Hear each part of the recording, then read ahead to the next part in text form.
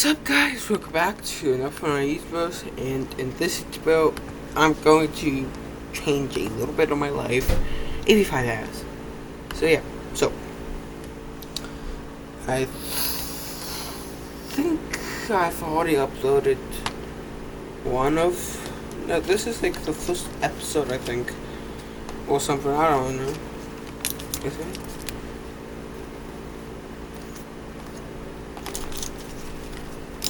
Did I make a playlist with 5 animals? And if I did I put one of my first one though?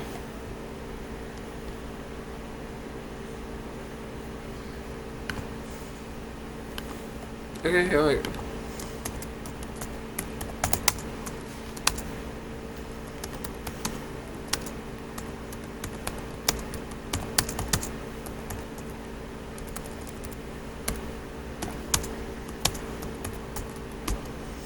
So since this is like the first video, I'm obviously creating that. I am also going to upload some YouTube videos and make some YouTube videos, so yeah.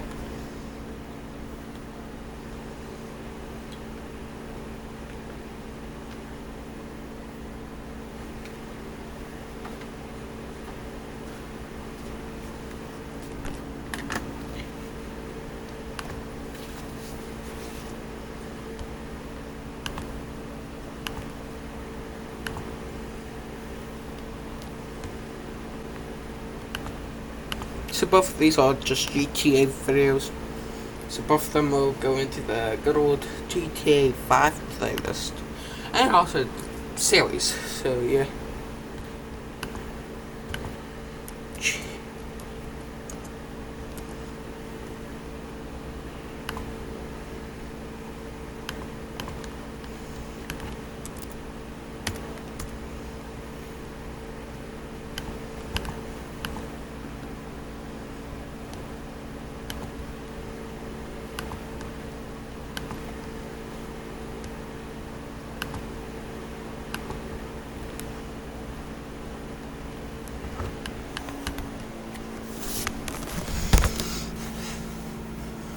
So this series will be 1,000 episodes long. So yeah, that's a long time.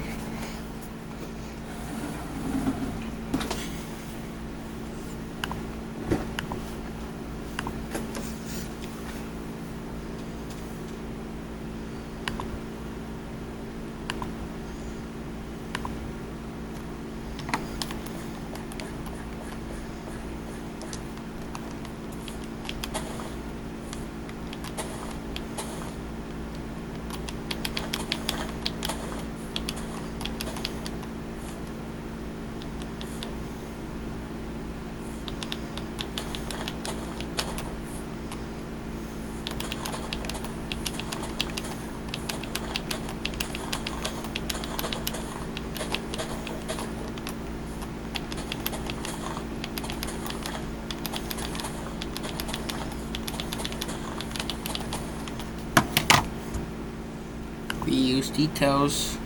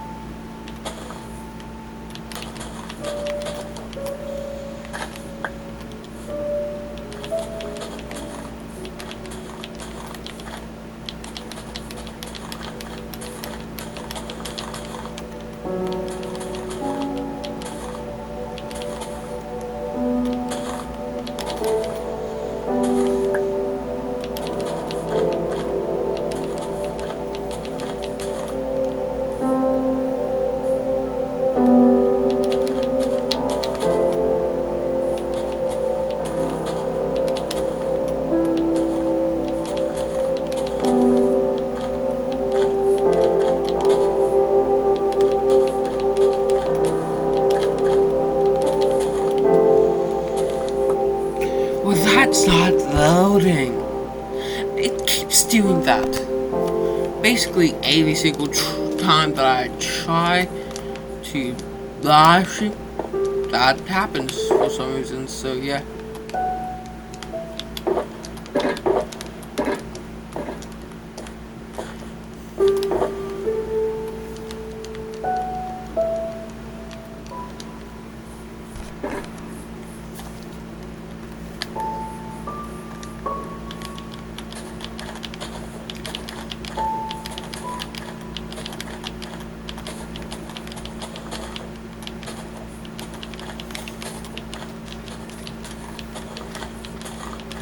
Oh, now that's co-op.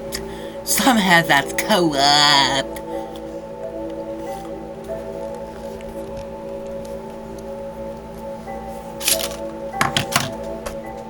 Oh, I don't want that.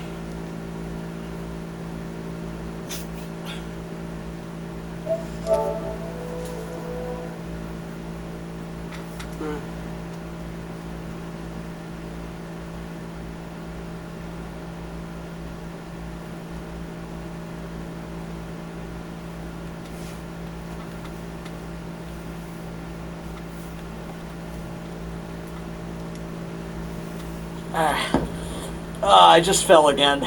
This feels like it was a mistake today. Oh, my freaking knee.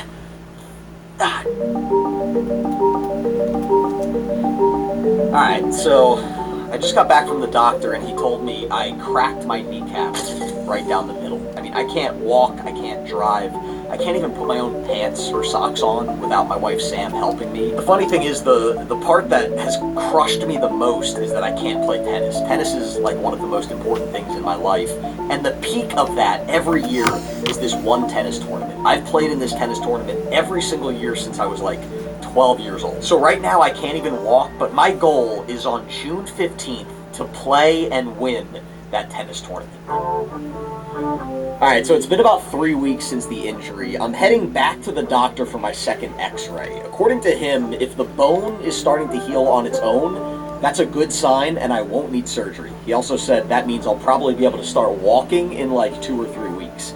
If the bone is not healing on its own, then we have some problems. I'm so nervous right now. I mean, if he says that I need surgery, I'm probably done for the next 6 months. There's no chance that I could play in that tournament.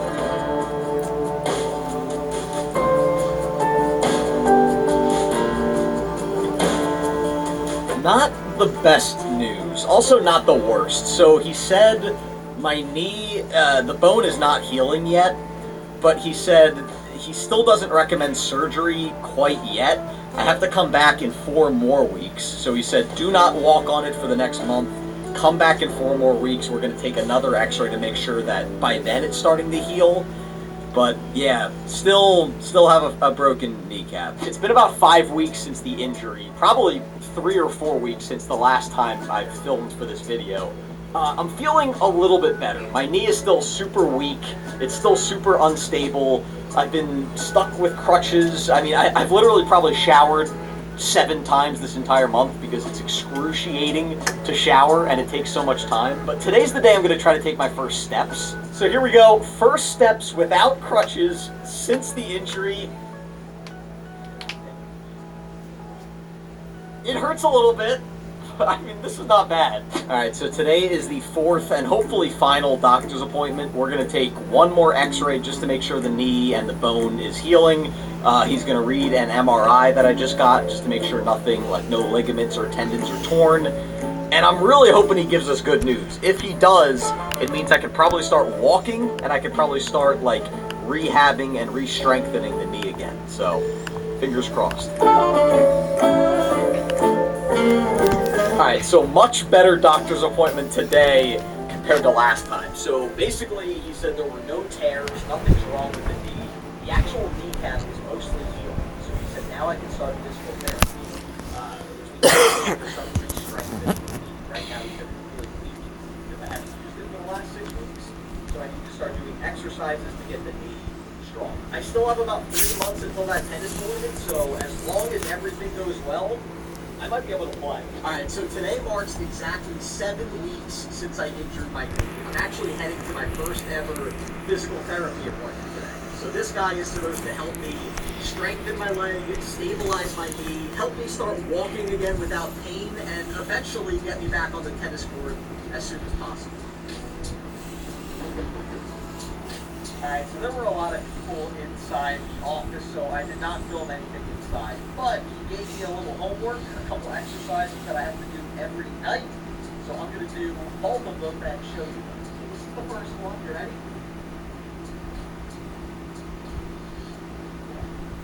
Right now.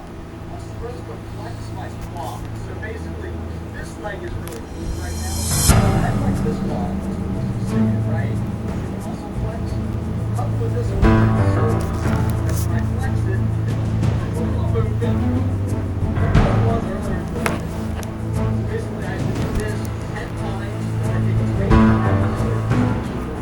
Now it is time for exercise number 2. All I have to do is bring my leg up as far as I can. So this is how far I can bend my knee right now. I hold it for a second, and then I go back down. For comparison, my good leg, I can bend it all the way here. No pain at all. This one.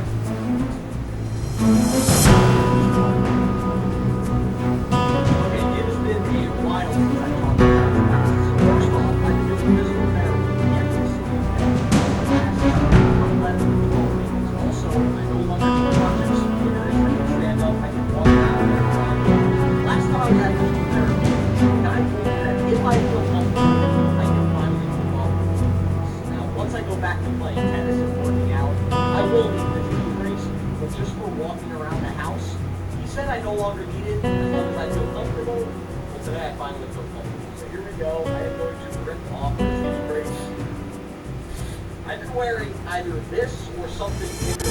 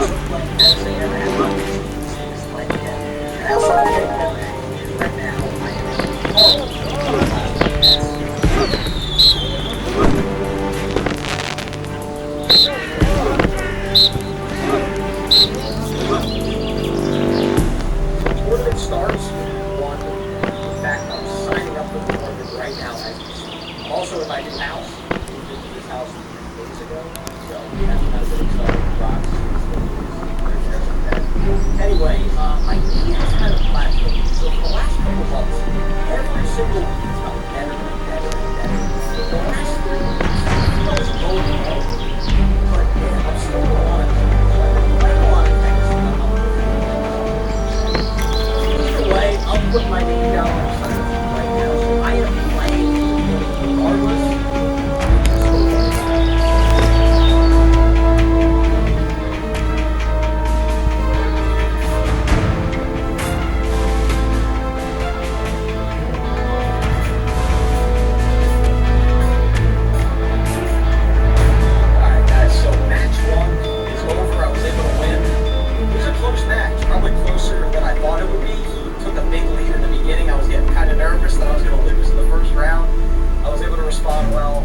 felt good. It's funny how you can practice as much as you want, but when you start playing in a tournament, everything just gets a little bit more nerve-wracking. Everything just gets a little tighter. So I'm glad I was able to respond to the pressure. Moving on to the next round, I have a couple days off. The next round, I'm playing a guy named Eugene. He's better than the guy I played today, so it's going to be a tougher match. I feel good. Alright, so it's the morning of the semifinals.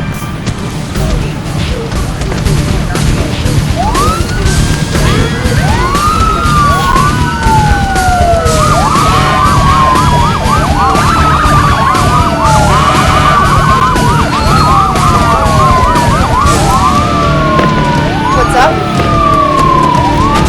What's up? Got it. Understood. Vehicle ready. On our way. Listening. What's up? Roger. Vehicle ready. What's up? Got it.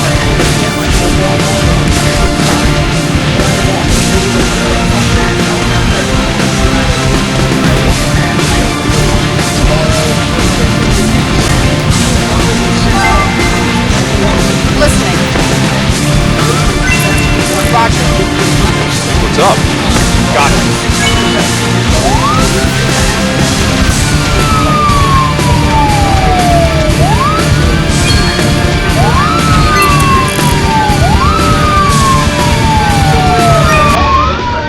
What's up? Understood. Listening. Okay. Vehicle available. Vehicle ready. On our way. Vehicle available.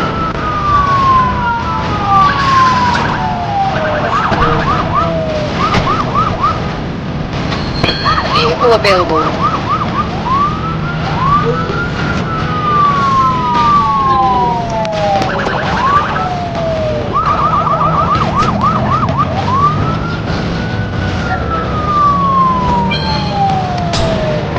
Listening. Roger. Listening. Understood.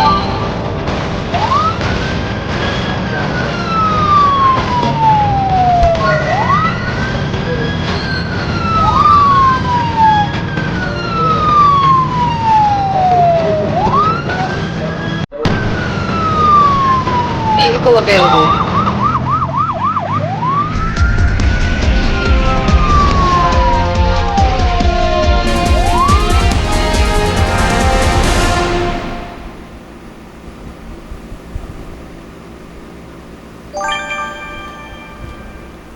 Is GTA a good flight simulator? Well, one thing's for sure, it's most definitely hectic, but I hopped into a FiveM server to find out for myself. Okay, so we have now loaded in, we're gonna prep, and we gotta go to spawn a plane. Use the spawner. Let's spawn plane right there. Oh! Alright. How do I spawn it down? Hit me! Oh, be quiet, guys. Oh, there we go. When a bear 77, get my final left. The most vertical speed or altitude or speed and notch in our left. That's so cool. Okay, right trigger is power, right bumper is right. So the bumpers are rudder. We're gonna taxi down here. Oh, there we go.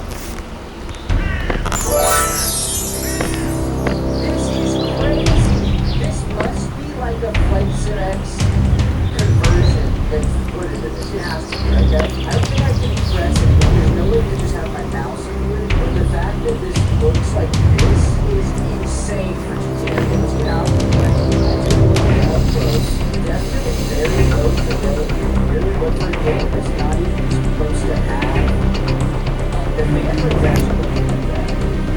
Yeah, that set up. So the plane is not even supposed to have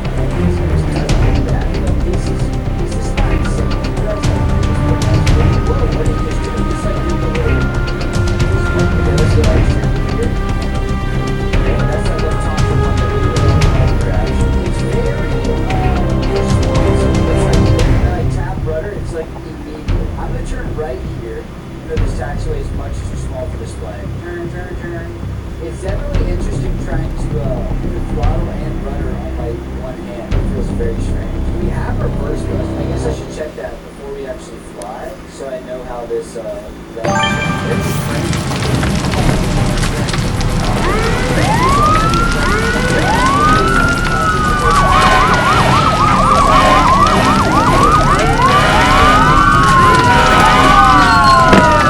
available.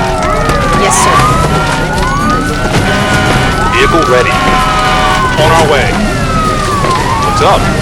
Got it. What's up? Got it. Got it. What's up? Got it. Got it. Listening.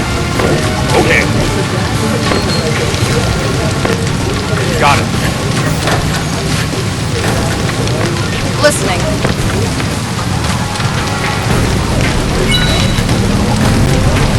Vehicle ready. Vehicle available. Will do. Listening. Roger. Vehicle ready. On my way. Listening. Got it. Listening. Listening. Roger. What's up? Understood.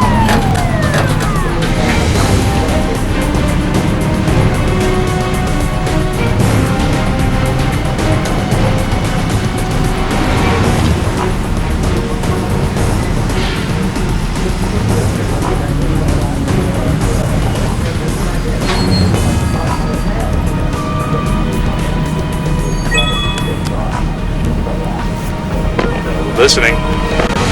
Got it. What's up? Understood.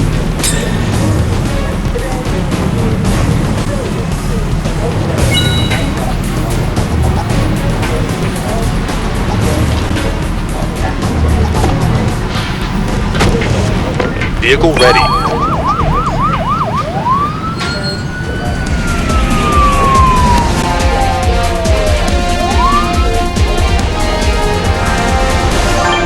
Instructor did a double take, stared the coldest stare, and said, "Are you stupid? You are 911. My friends, there are no stupid questions, but there are stupid answers. My paramedic partner and I accidentally threw away a guy's finger. A gentleman cut off his finger using a saw, and when he arrived, a firefighter gave me a plastic grocery bag that I thought was blood gauze in the trash. I grabbed it and tossed it in our biohazard trash can. When we arrived at the hospital, I called the firefighter to ask what happened to the finger. He insisted that it was whoops. The paramedic thought the fireman did it, the fireman thought the paramedic did it. Classic case, pointing fingers.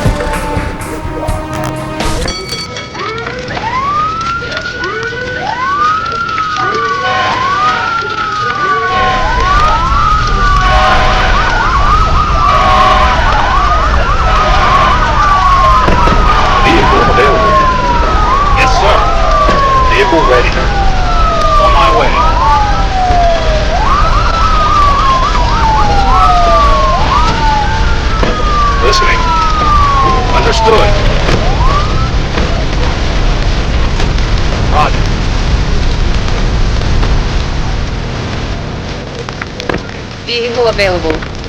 What's up? Okay.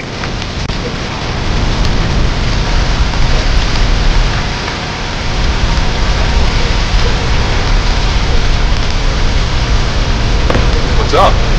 Okay. Listening. Okay. Vehicle available. Vehicle available. On our way. Vehicle available.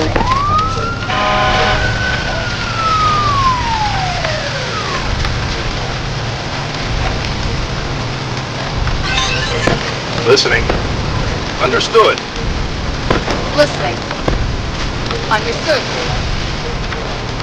Vehicle ready. Yes, sir.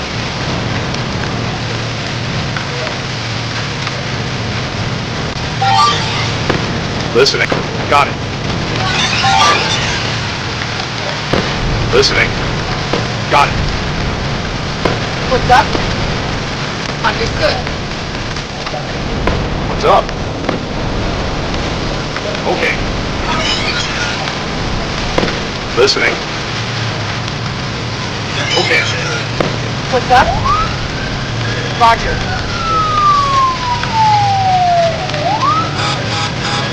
Listening. Okay.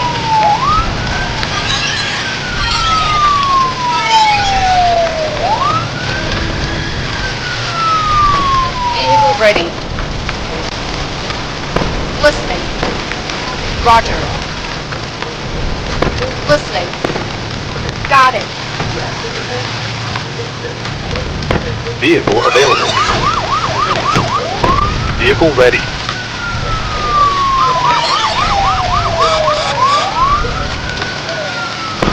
Listening. Got it. What's up? Got it. Vehicle will do. Vehicle ready. On our way. Vehicle ready. Listening. Roger.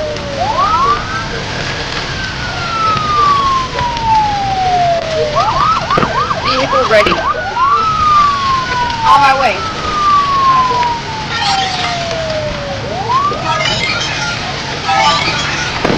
Listening. Got it. Listening. Vehicle will do. Listen. Got it. What's up? Got it. Vehicle ready. Vehicle ready.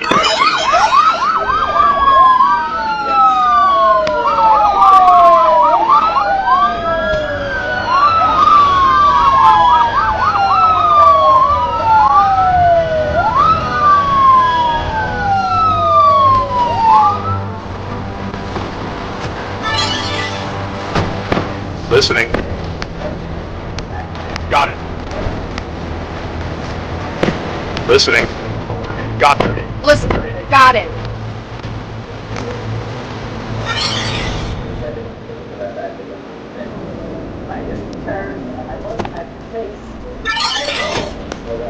Vehicle ready.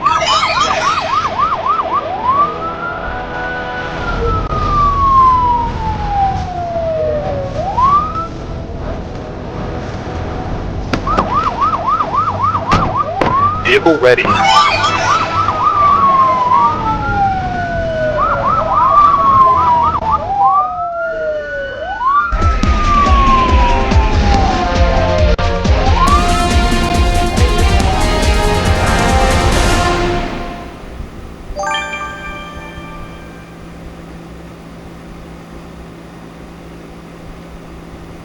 Hold up, muchachos.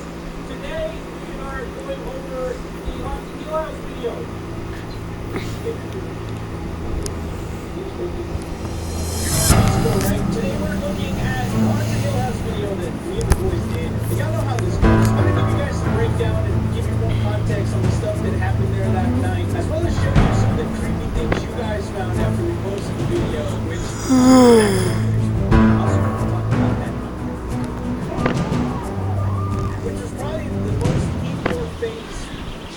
air I've ever had in one of these places.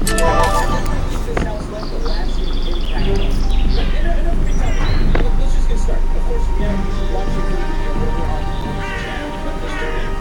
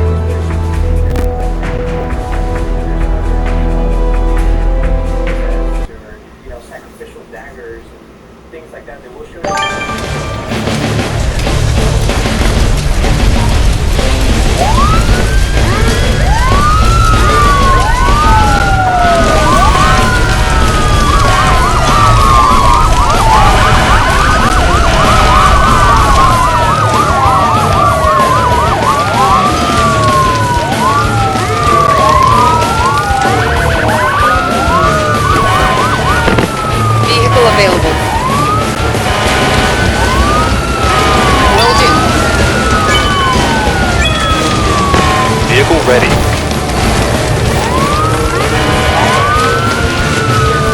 What's up? Roger.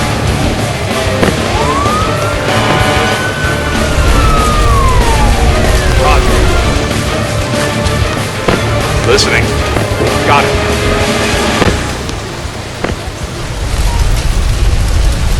Got it.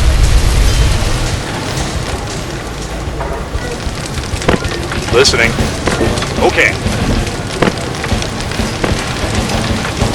Roger. What's up? Understood. Listening. Roger. What's up? Okay.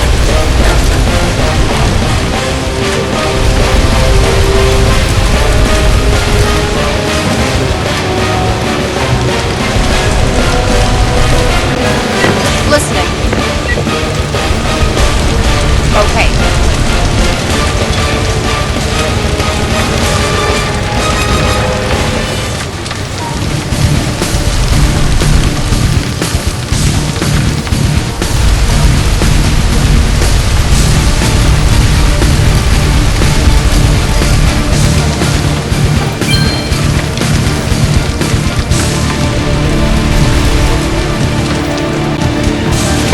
Vehicle available. On my way. Listening.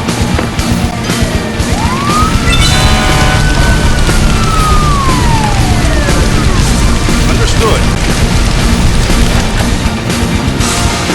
What's up? Got it. What's up? Oh, listening. Roger. Listening. Roger.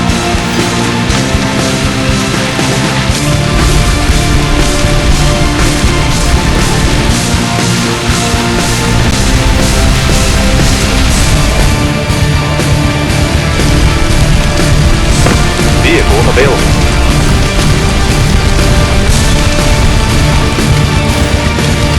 What's up? Roger. up? Understood. Listening. Roger.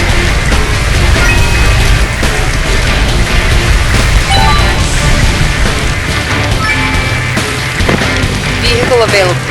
On my way. Listening. Okay.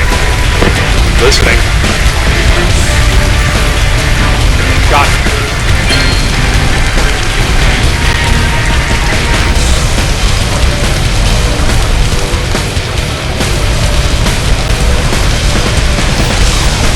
Listening.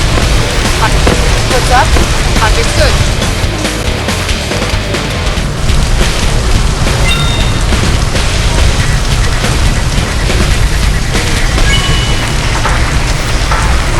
Vehicle available. Yes, sir. Vehicle available. Will do. What's up? Roger. What's up? Okay. Vehicle ready.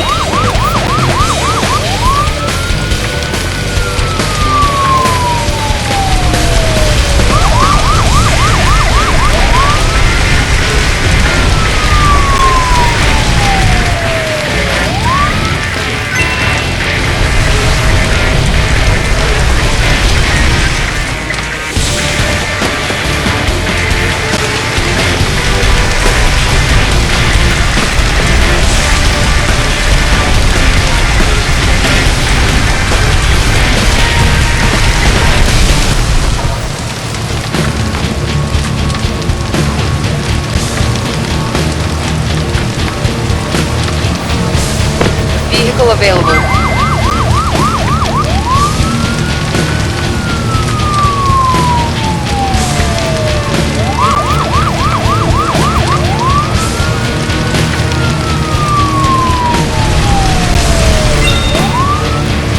Vehicle available. On my way. Vehicle ready. On our way. Vehicle available. Vehicle available. On our way. Listening. Okay. Listening. Okay.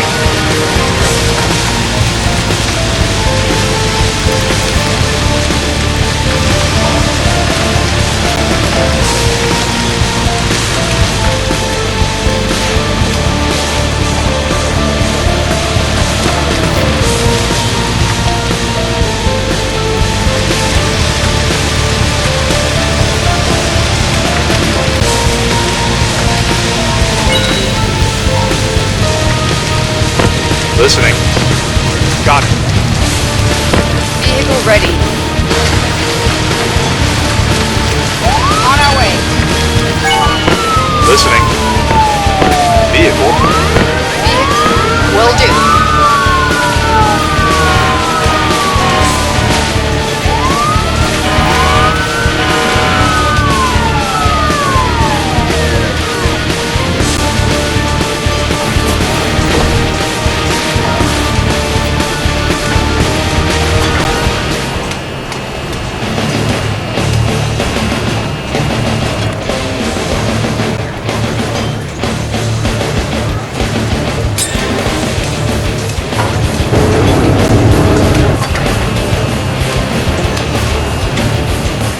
Listening.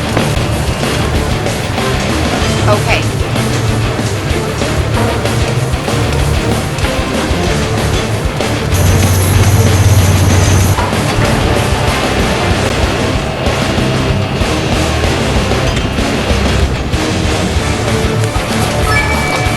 Vehicle ready. Will do.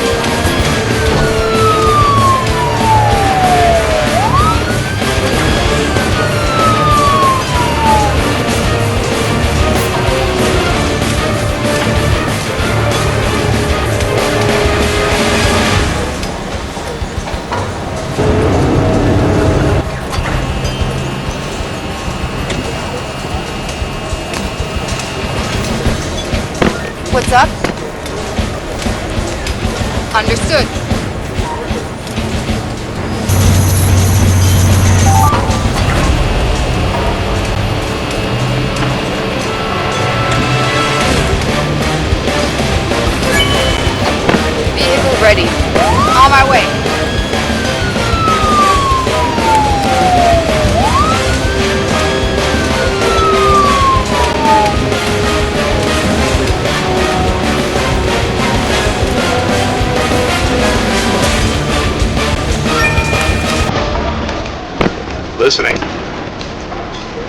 Got it.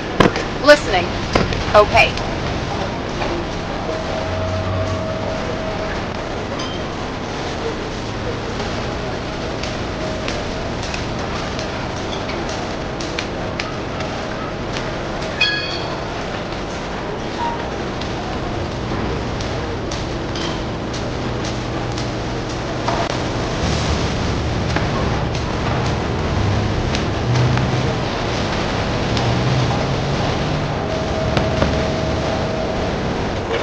Vehicle available.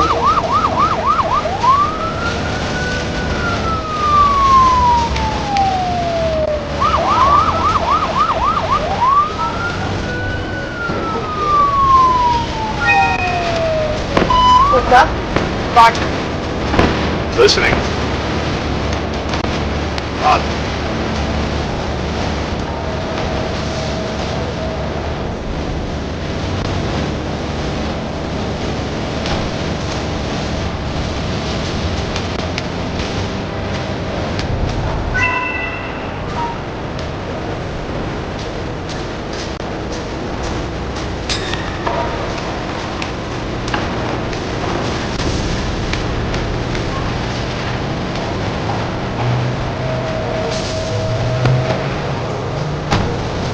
Vehicle ready.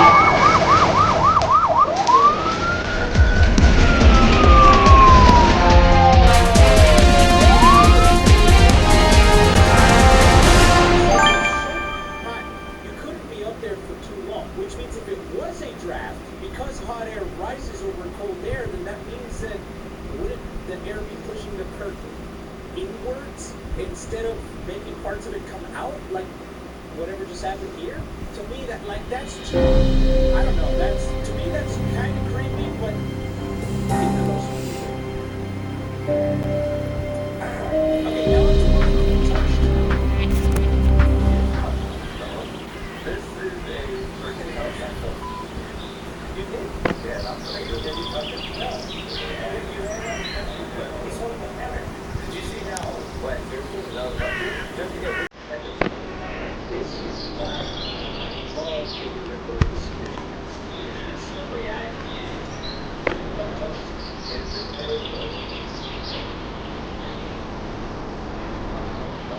Alright, let's go back to watch that.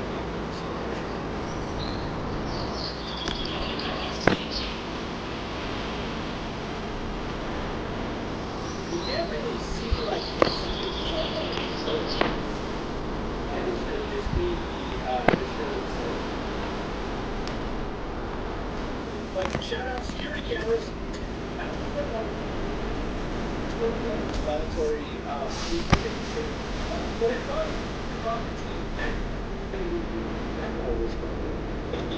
it's on stairs. It's why it's easy to forget, but this is a method. And turbo. It's black. It's just the light you put in the big window.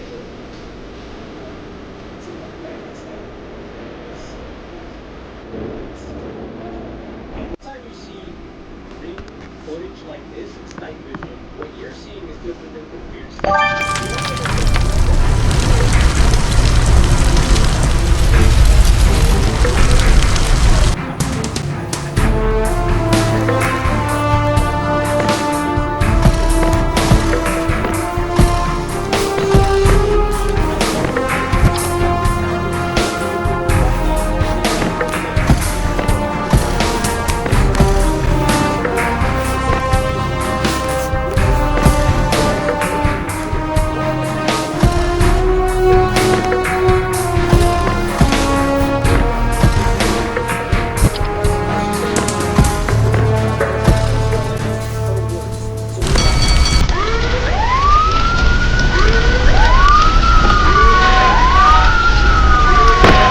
Ready. Will do. Vehicle ready. On my way. What's up? Got it. Got it. What's up? Got it.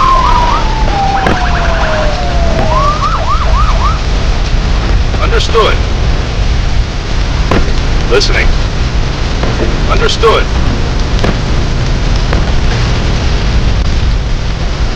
Okay. Listening. Okay. Okay.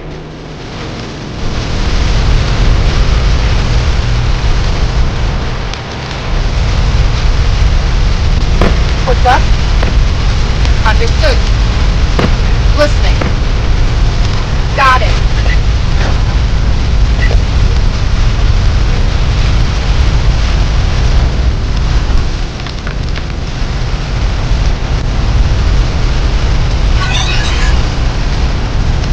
Vehicle ready. On our way.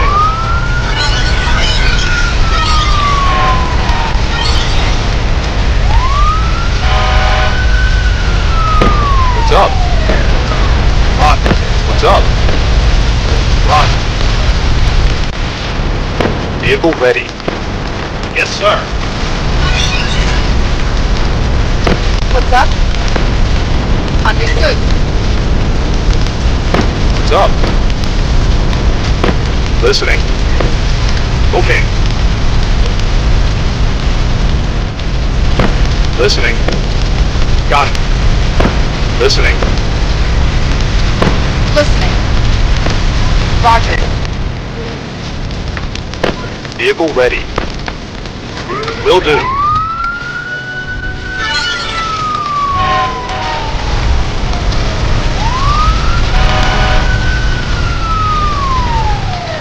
Vehicle available.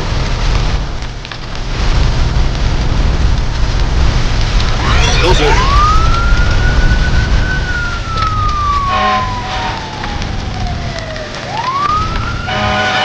Vehicle available. Will do. What's up? Okay. What's up? Got it. Listening. Roger. What's up? Listening. Got it.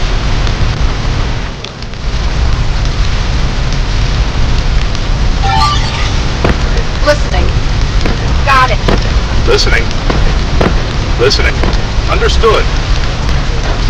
What's up? Understood. Vehicle ready. On my way. Vehicle available. On my way. Vehicle available. Will do.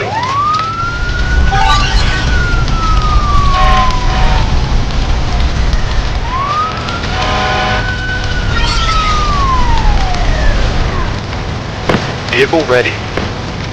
Yes, sir. Listening.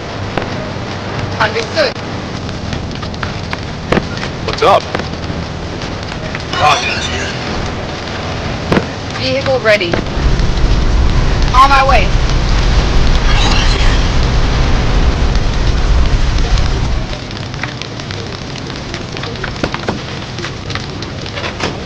Vehicle ready. What's up? Got it. What's up? Roger.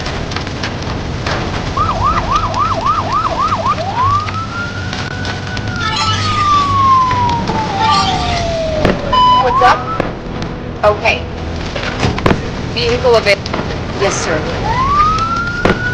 Listening. Got it.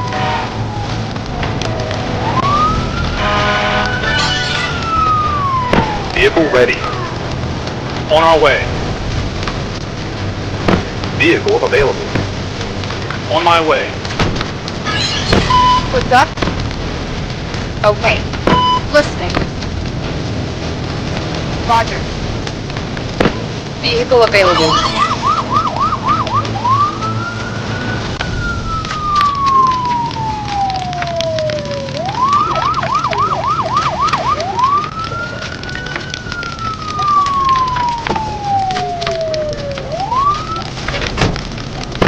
What's up? Got it. Vehicle available. On my way. Vehicle available. Yes, sir. Done. Roger. Listening. Understood. Vehicle available.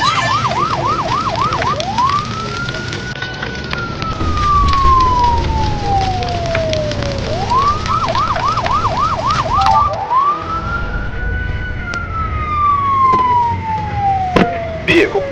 Build. Vehicle. Yes, sir.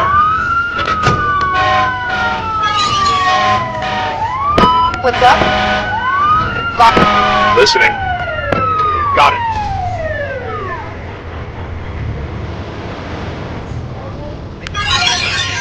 What's up? Roger. Listening. Understood.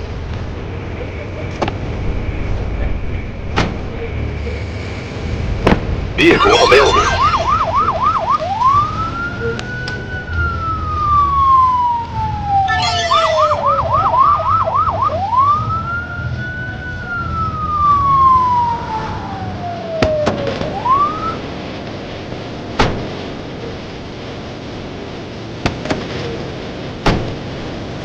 Vehicle ready.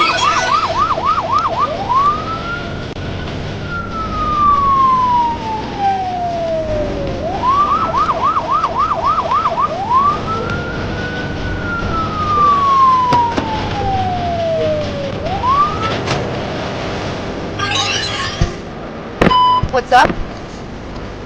What's up? Got it.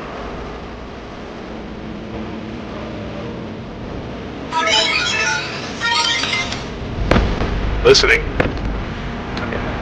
Listening. Okay. Vehicle available.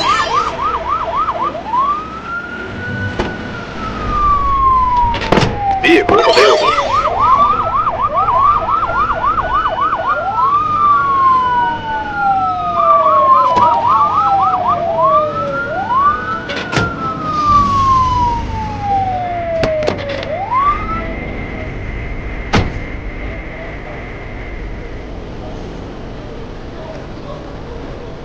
Yeah.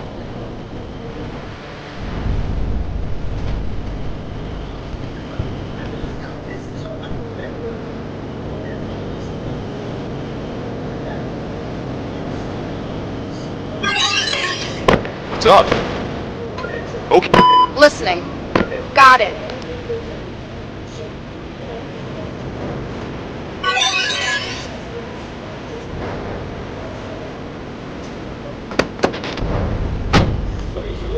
Vehicle available.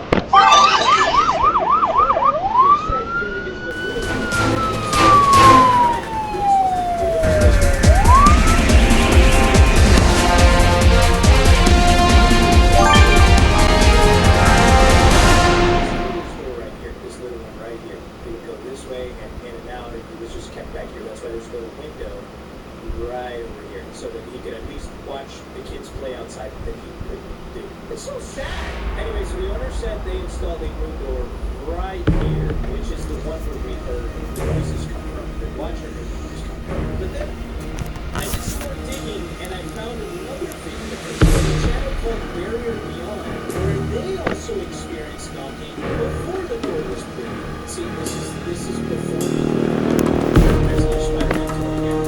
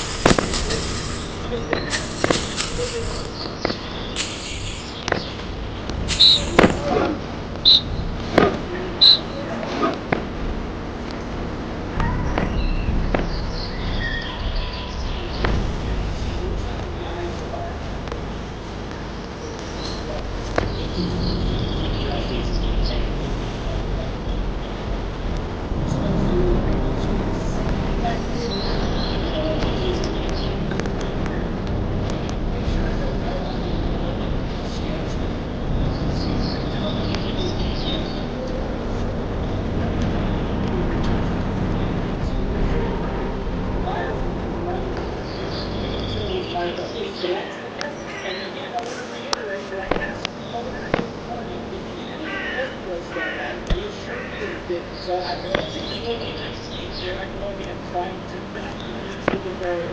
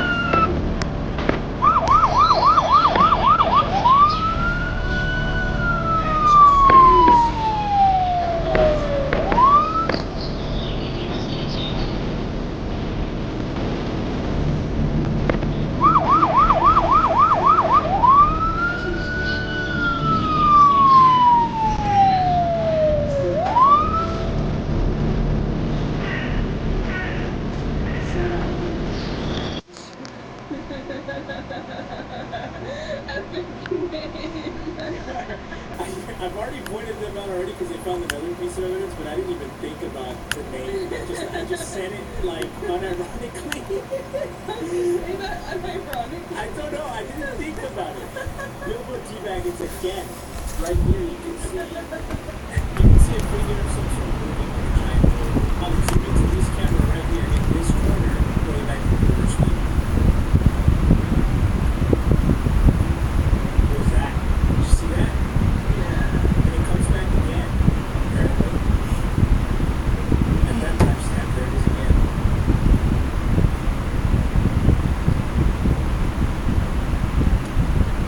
Muchachos, this image of the figure standing behind me and those at the lighthouse, it's still, oh man, it gives me chicken skin to this day.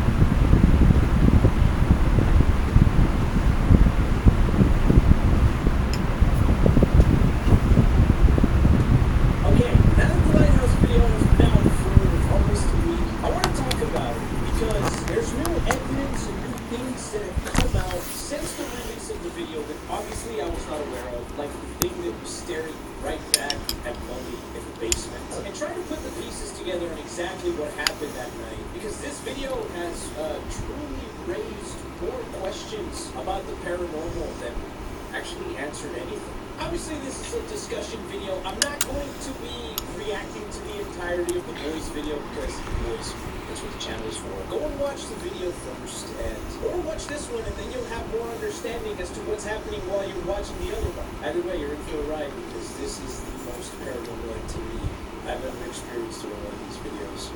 I'm not usually this serious.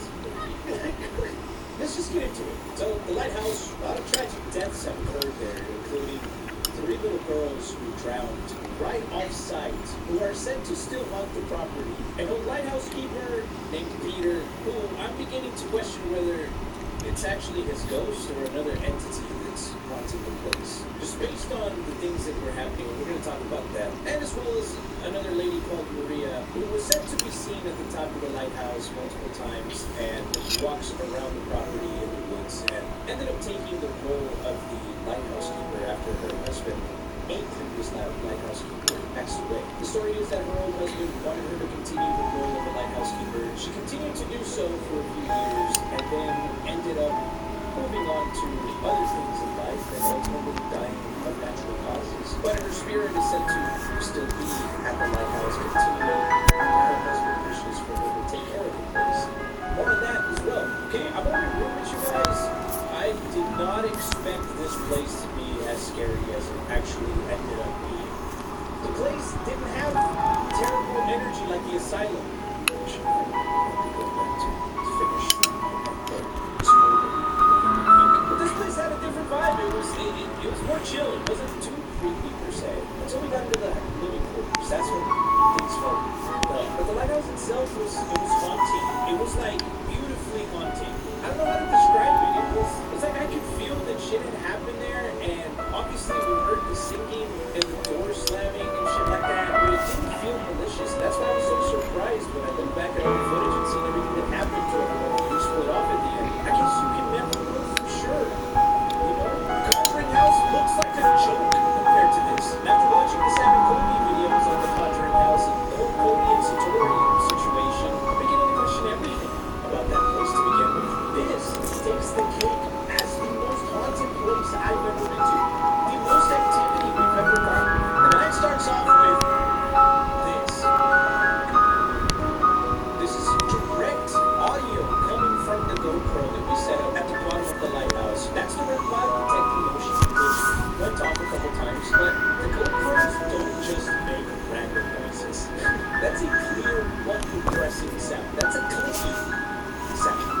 Obviously, we didn't know about this until afterwards, but it's correct. So here I go, putting on my headphones, about to do the S-test method blindfolded with pandemic videos next to the And the first freaky thing of the night is this.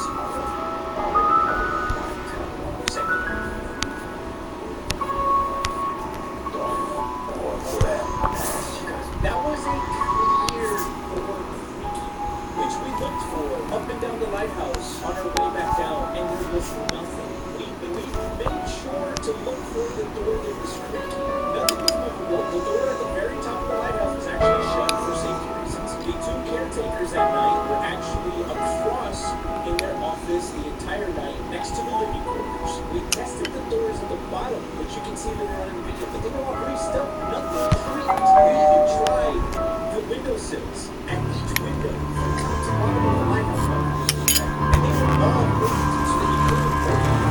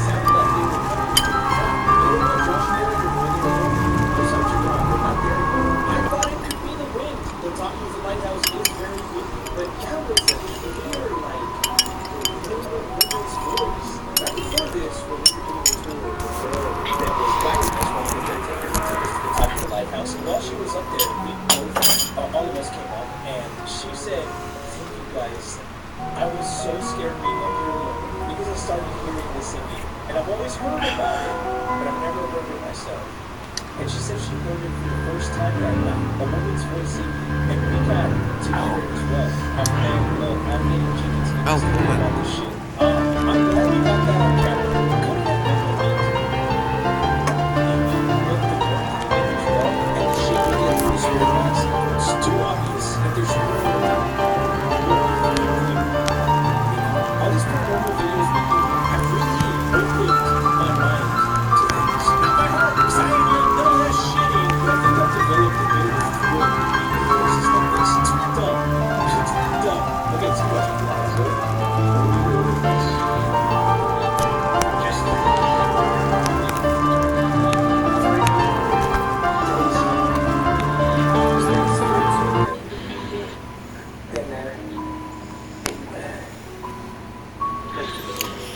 Next to the there's many spirits in the area. Where are you? Help. I'm trapped. I've been really trapped. They said, help, I'm trapped. I haven't put two and two together. They were trapped when they died, the little girls. The minecart, there was a minecart near the lighthouse that the three of the little girls got into and used it as a roller coaster. Well, the cart just kept going and it flipped over at the river across the street. And when it flipped over, it trapped them in the minecart, in the water. And by the time help got there, they had already drowned. They were trapped. And we heard this multiple times that night. It's freaky shit, man. Okay, so this is something that didn't make it into the final video, but this is me still in the Estes method. We sent the camera girl Jessie to go down a couple of floors to see if she could film some audio of the stuff we were hearing, to see if she could pick up the audio or even get anything with the other camera. And as soon as she starts heading down the stairs, which I had no idea about because I'm in the headphones, this is what happened.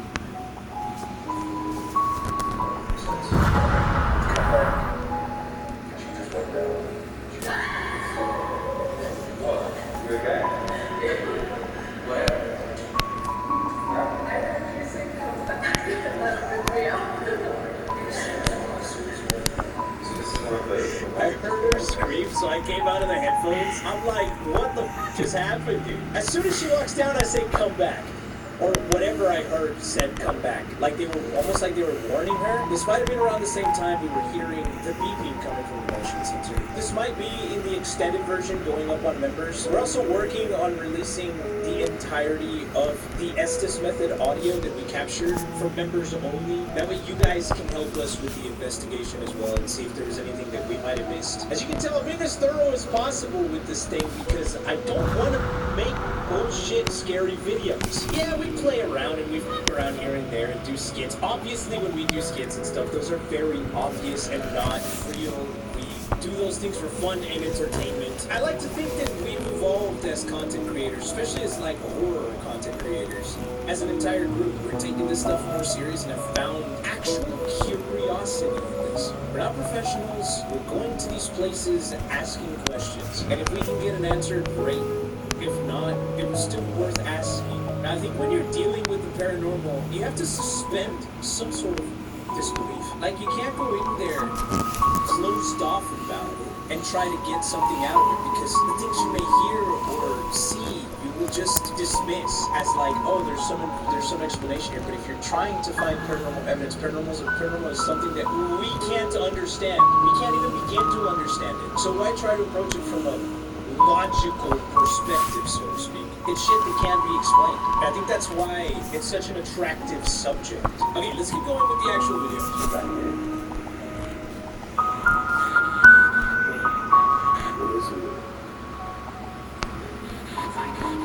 Fire. There was a fire that burned down this place. Yep.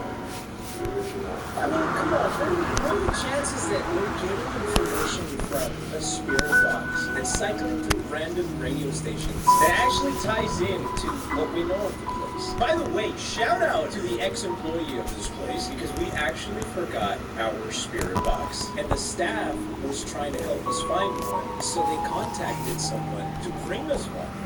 She woke up in the middle of the night and at around 12:30, she drove to the lighthouse and brought us the spirit box. The kicker is that she had quit the day before.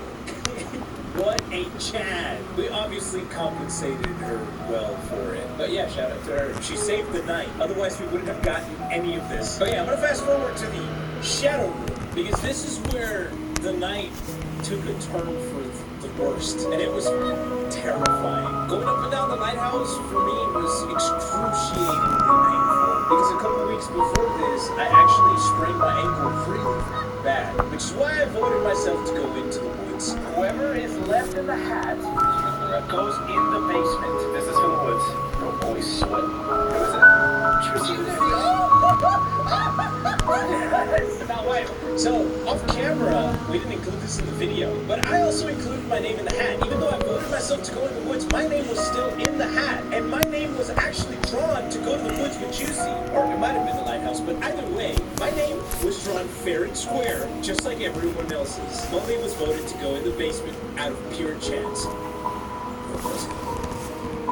I'm getting all like dramatic about it and shit. No, for real though, I mean, I don't know.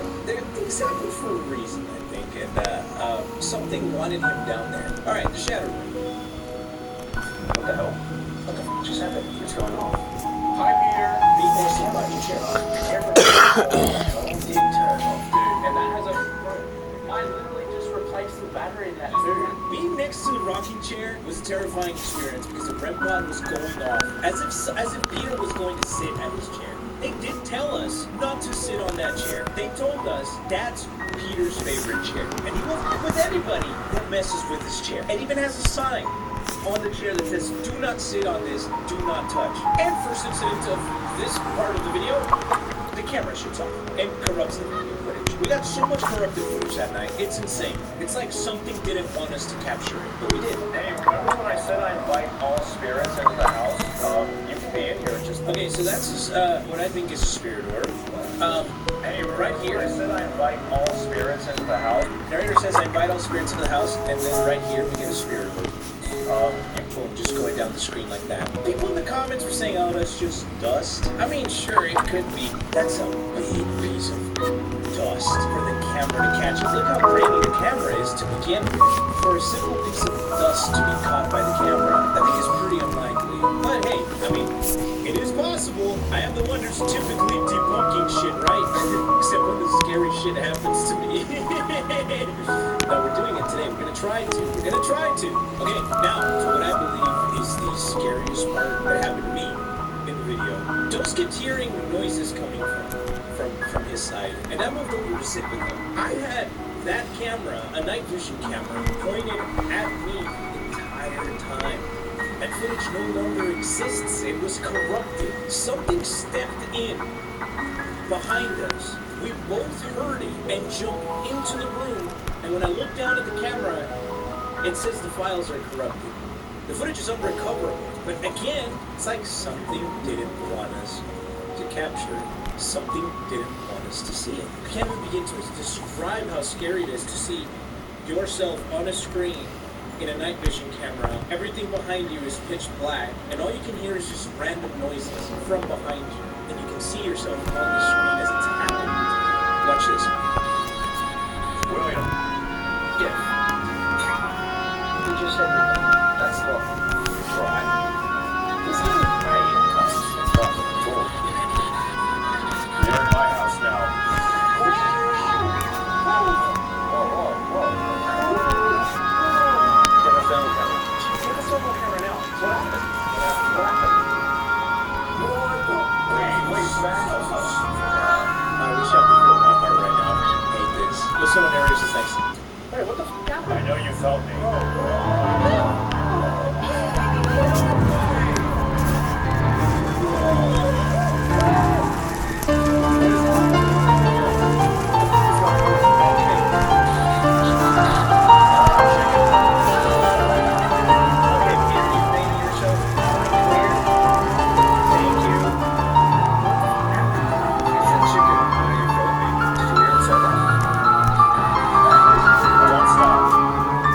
Get back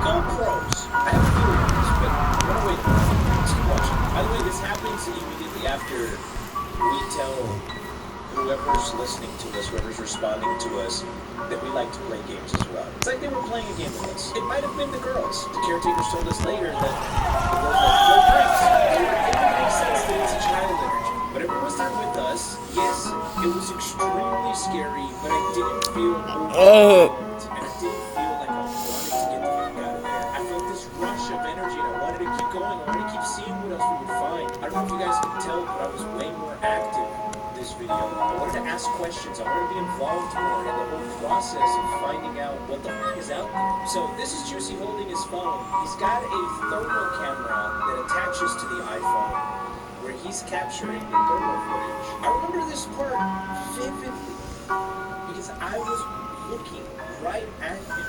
He looked at me and dozed and said, "I just saw someone behind you." He didn't see it through the thermal camera. I was looking right at him. It was only later, after the fact, that we found out what he had seen and described that he saw was also in the thermal camera. And it's so fast that if you're in the moment like we are, you would not have seen it on thermal camera. We went frame by frame, and for one frame, you can see the thing that he describes. Here it is.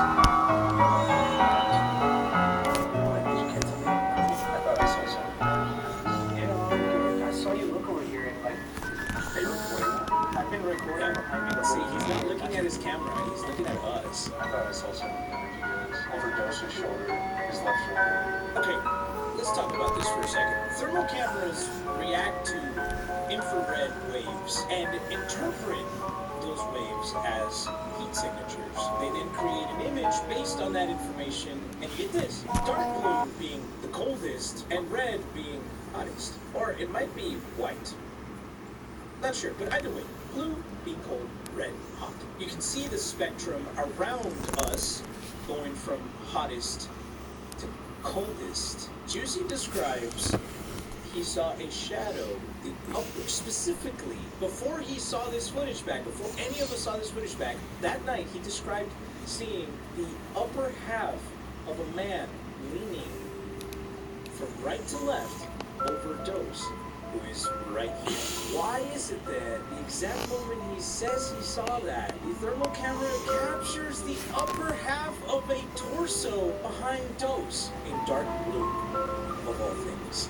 Chills, man. I got chicken skin. Like, you won't even believe it, dude. When I first saw this, I thought we had lost all footage of any type of evidence we could have captured, being that so many things got corrupted that night. But this takes the cake as the most obvious evidence of paranormal activity we've ever captured. Why are there so many files? At the end of the video. And that's how we found this, right? And what we have is one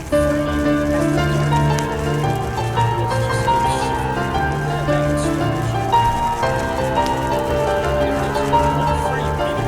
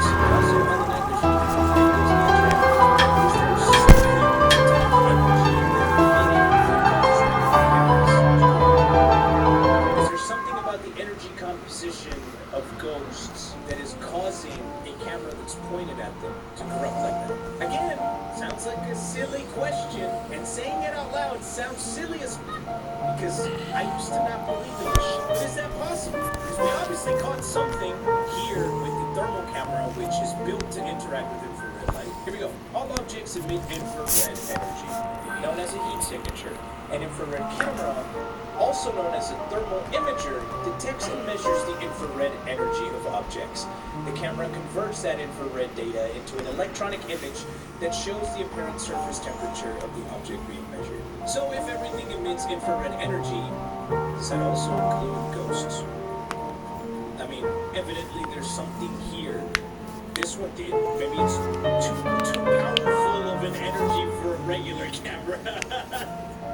See, it sounds so like out there to say that kind of shit. Anyway, I'll leave it at that because I can't know the answer to that. Obviously, I don't have that answer. Which is why I think that this place left us with more questions than answers. Let's get to the basement part because there's something we need to discuss. Here, Molly's camera kept turning off over and over and over, shutting off, and he had to turn it on again. And I know skeptics are gonna be like, oh, he could have just been faking it. Molly is the worst liar in existence. That man cannot tell a lie, first of all. Second of all, you can tell how terrified he is. Every time it turns off, he's so confused. And it's obviously scary because that's his only source of light. It's the only thing you can see. This is what it looks like without that camera. So you're basically seeing everything through that camera. There. Everyone keeps pointing out these, what appears to be eyes looking back at him. Right there. Now, I'm pretty familiar with those dots, and we typically see them a lot with other IR infrared objects like cameras, security cameras. A night vision camera reacts to that infrared lighting. That's how you pick up what appears to be light shining down, but it's infrared. If you want to get more range on the night vision camera, you put an IR blaster, which is just a big beam of infrared light that shoots from this device. You stick to the top of your camera, and boom! It's like going from flashlight to spotlight, pretty much. So these dots are infrared light. If we look further, you can tell that wherever those were just at, there's this box here. Now, this might be a glass box, and a lot of people were saying that it could be a reflection from the box, a reflection of the infrared light on the night vision camera. And while that's possible, how do you explain the fact that it's stationary? If the perspective of the camera is shifting, why is the light stationary to that spot? Why are those dots stationary? They're not moving along with the camera, because the moment he points it down, theoretically, they shouldn't be shining at that thing anymore. Watch how they blur up and down the screen. See that? They're in one spot, and then they just randomly turn off. The camera's still on. If it's reflecting the light from the camera, why did it stop just then? Why did it not come back just now? Where did that infrared light go? Look at that. Disappeared. Didn't move out of the way, didn't come back. Here he is again. I say again, but we haven't gotten there yet. But this is Mully pointing down this hallway. I'm too scared. The same hallway, which we will see in a little bit, the dots return again. Right about this area. Why are they not there right now? If there is something there reflecting those dots again, those eyes, why are they not there? I'm not saying it's not possible for this pair of eyes to just be reflections from the camera light. But what I'm saying is, it doesn't make sense based on all the movement of the camera and their behavior. Now, this part in the woods, for me, when me and Juicy went in there, it's pretty self-explanatory. There's not really much else to add to this other than it was extremely dark. And there were parts where I questioned why the I was there in the first place. The only thing you have is this little tiny screen where you can see this, what's being recorded, the night vision, illuminating the path in front of you. So if anything were to charge at me, I wouldn't know where to run. I wouldn't know what to do. Especially with it being dark, I was more scared of there being some feral alligator or some bullshit out there, some wildlife, than anything else. Maybe a local Florida meth head trying to bum $5 off of me and accidentally stabbing me with his uncut fingernails. I don't know. Okay, back to Mully. The camera just turned off again. The camera just turned off. Hold on. I don't know if that's the other boys outside talking, but I just heard some voices. Oh, Jesus Christ.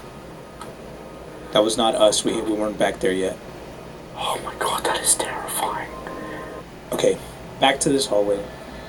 What the f is this, man? What is that staring right back at him? I'm getting I can't even. It's hard to look at, man. This thing is terrifying. It looks terrifying. How scary that looks. Jesus Christ. I keep. Oh my god. Again, stationary lights. They're in one spot. Now, I've gone and downloaded raw footage of us exploring this place, and I want to know what this is. I want to know what's there in that specific spot, and I want to show you guys, because again, I want to be thorough, and I don't just want to be like, oh, that's a ghost. Let's just look at this together. Okay, here we go. This is us going down that hallway, this same hallway right here, earlier that night. Here's the door, here's the door. Is that empty? What's in there? Over on the left side of the hall is these random holes. Whoa. What the f*** is that? What? It's a ship. What is that room? You found the secret ship room. Dude, is it just a room with like a cutout? Is there any way into it? No. What Like a booster looking at it. What the hell is that? Fucking booster. It's definitely a creepy room. There it is. Okay, here we go. So there's door, brick wall right here. In the footage, there seems to be door, brick wall, eyes. So between the door and the brick wall, between door and the brick wall is a thermostat with a clear reflective box over it. And I say reflective because we were talking about earlier how people think that the eyes are a reflection of the infrared from the camera. Let's keep looking and see if there's more. I'll boost you. Yep, that's a thermostat and a fire extinguisher right underneath it. So, could there theoretically be a reflection coming back of the single infrared light in the front of that camera? Yes. Why is there two? Why is there two eyes? Well, okay, let's go back. Let's say you're looking at this, pointing the camera at this thing at an angle. You would see one reflection coming from this side of the box and one reflection coming from this side of the box, theoretically. Now, here's where we could say, oh, we figured it out. We've debunked it. We know, we have an explanation. Or do we? Let's call this eye level. Right here, Mully's eye level. That would put the box, which would be right here where the reflection's coming from, above eye level. This is Mully holding camera and pointing. Eye level slightly above the pointing finger. He could have had his camera lower. He could have had it right here. The thermostat would be above eye level. Okay, we got that. The thermostat here is below. The thermostat for Mully is actually shoulder height. But okay, perspective, this and that. Okay, yeah, sure. But how about this? In comparison to the door, you can see the doorknob is right here. You can tell because the middle frame of the door is right there, and most door handles, doorknobs are right here. So let's use my room as a comparison. Okay, doorknob, thermostat, right around here. Let's look at this distance for a second and compare it to the distance from the door handle right here to the reflection being way the fuck up here. I don't believe that's the thermostat. The thermostat would be placed right around here, which you can kind of tell there's like a white splotch or something here. This is too damn high for a thermostat. That's almost at the top of the door. I'm putting thermostat around my shoulder height because of this. Fire extinguisher sign, clearly not a reflective surface, otherwise you'd be able to see some sort of light reflected off of it from like it is here. So is this a ghost? I don't know what it is. I don't know what it is. I have zero explanation for the shit. Whatever it is sends shivers down my spine, just like it does for many of you who commented about this. I can see a white splotch right there for the thermostat, like some sort of lighter color here. And again, the argument stands that when the camera moves, those lights are in the same spot. They're still there when he moves it away. I could be wrong. I could be totally wrong. I could be full of shit. I could just be having confirmation bias because this is our video and we want it to be scary, and I think it 100% is. Whether that is the thermostat or not, it does not take away from everything else that happened. It does not take away from the shadow room, from the corrupted footage. It doesn't take away from what we found in the thermal camera, and it doesn't take away from all the messages we got through the spirit box calling us a chicken, and all that shit. Now, if that is some sort of entity staring back at Mully, this next part is even more chilling. So we know that Mully is down there hearing things. He thinks he's seeing things. He's scared, and he feels like there's something there with him. At this part, I start to pray. Vamos a rezar en el nombre del Padre, del Hijo y del Espíritu Santo. What does that mean? No, this just means I'm protecting us right now. Okay, keep doing that. Padre nuestro que estás en el cielo, santificado sea tu nombre. I'm protecting us, right? I'm doing what I believe is spiritual protection. Perdonamos a los que nos ofenden, no nos dejes caer en tentación y líbranos de todo mal. You're holding it down, big dog. Amen. We're walking into the big You're holding it down, big dog. I didn't know that I was. Because then, narrator says this to Josh from the spirit box. Stressing out a little bit. Calm down. What the Boy, what? I literally just said that I was freaking out and I was feeling overwhelmed. Get up. He was kneeling down! He was kneeling down! I feel like I'm being talked to directly. I'm up. What now? What now? William. William's not here. Oh my god, I'm really freaking out. God has reached down. God has reached down? God, I can't describe. I feel really overwhelmed. I feel pretty emotional. To capture him. To capture who? Wait, William? Someone's trying to capture William? You talking about someone that we know? He's... What? I can't believe I was freaking out. I was literally so stressed out. I mentioned it and they said calm down. For what? And then I knelt down and they said get up. In trouble. Who's in trouble? William. God has reached down to capture him. He's in trouble. Man. I'm getting chicken skin thinking about this shit. Obviously, I don't know what... There's no way for me to know what the timeline is. Whether... When it is that I'm praying versus when narrator is saying this. I don't know how we would be able to put the footage together to look at the timelines of both things, right? But the fact that I'm praying, and then it cuts to this, the hand of God has reached down to capture him, he's in trouble.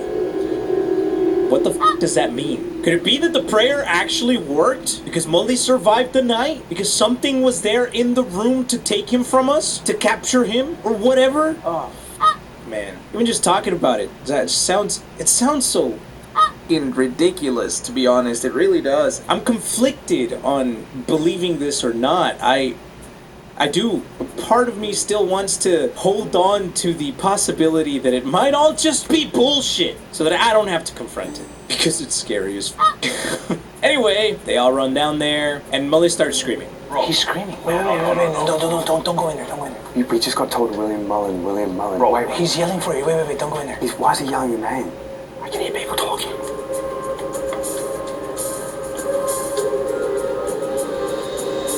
Narrator! Go down there, go. He's calling out. Mully? Narrator was ready, man. Mully, are we finished? Are you okay? Are we finished? Yeah, are you okay? Yeah. Narrator is such a Chad. He like it's so funny because his initial instinct was to run in to save Mully because he felt 100% like he was in trouble. Part of me, when I heard him scream, I told narrator, don't go in there, because it sounded like he could hear narrator and didn't sound to me like he was in trouble. But narrator, obviously, like, I wasn't there with narrator when him and Josh heard that Mully was in trouble through the spirit box. I think I would have had a different reaction if I would have heard that, but being that narrator perceived Mully to be in trouble and heard from something that Mully was in trouble, I think created this sense of urgency for him to go help him. And what if Chad, you could always rely on narrator to jump in to save his friends at the end of the day. Anyway, this video would not be possible without all of you watching the video and sending in what your thoughts were, sharing these explanations and these theories, sharing screenshots of these things that you keep seeing, the dots and the eyes and the shadow figures and whatnot. There's a lot more stuff that you guys sent me, but some of it is just obviously our own shadows and things that aren't really paranormal. But regardless, I appreciate the out of all of you for even making this possible. I didn't think I would ever get into ghost hunting, and it's not really ghost hunting as opposed to more just investigating. I did mean it earlier. Look forward to me going to the lighthouse again, because it's a place that I left unfinished. And I think there's more there that we need to know about. But most importantly, I want to do it for me. But that's it for me today. Thank you so much for all the support. Thank you for being so passionate about our videos and what we do and what we put out. I fucking love you guys. And now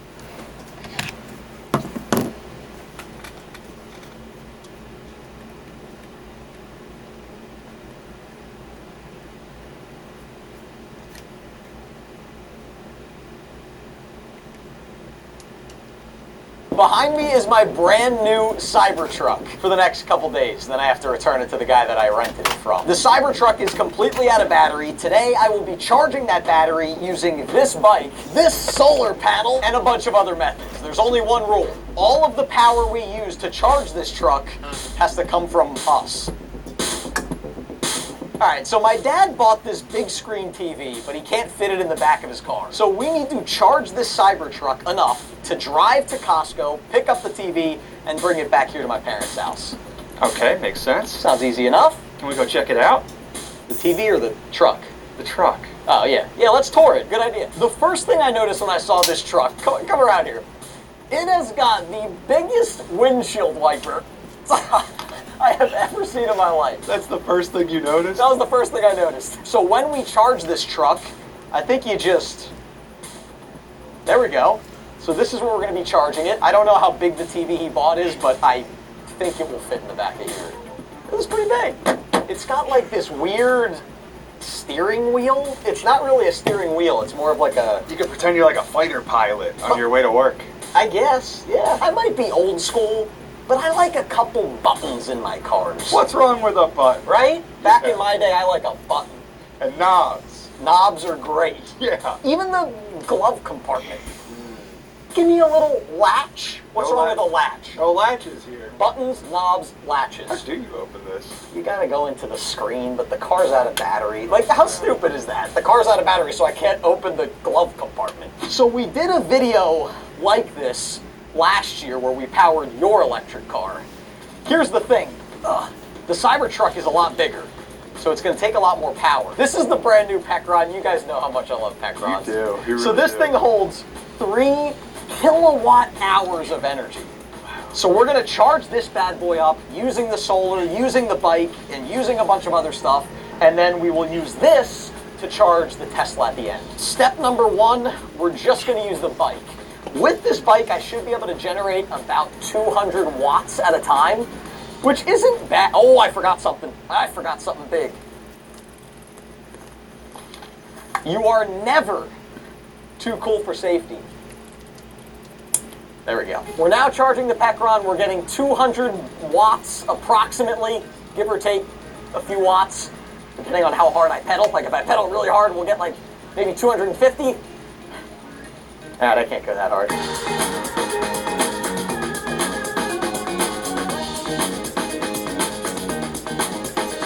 We've been taking turns. We've been going for about 30 minutes. So far, the Pecron, 1%. Okay. We are 1% charged. I think it's time to step things up a notch. It's a sunny day. Let's bring out those solar panels. I actually have 2 of them. That's going to give us a big boost. That might give us more than riding the bike, actually. Why didn't we start with that? Well, I don't know.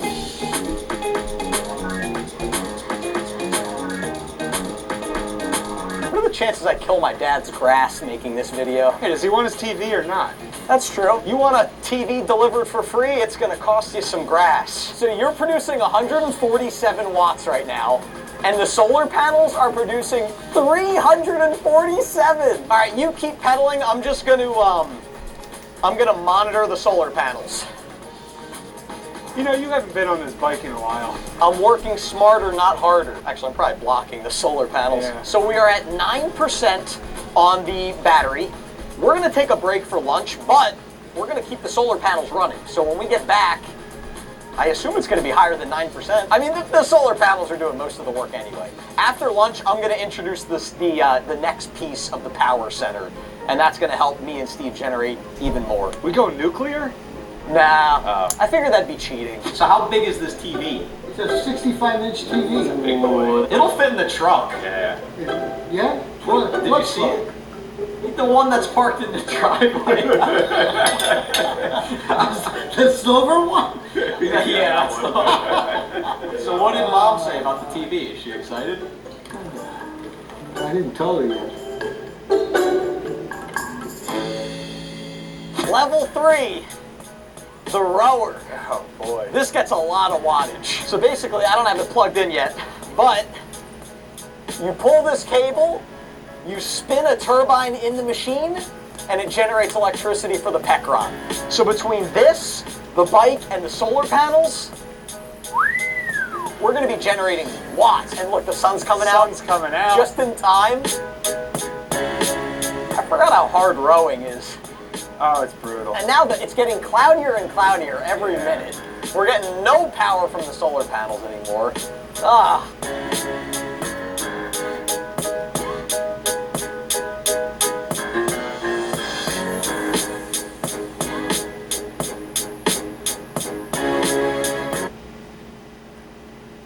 It's like 6 o'clock. I think this is the time we unload everything that we've charged today into the truck.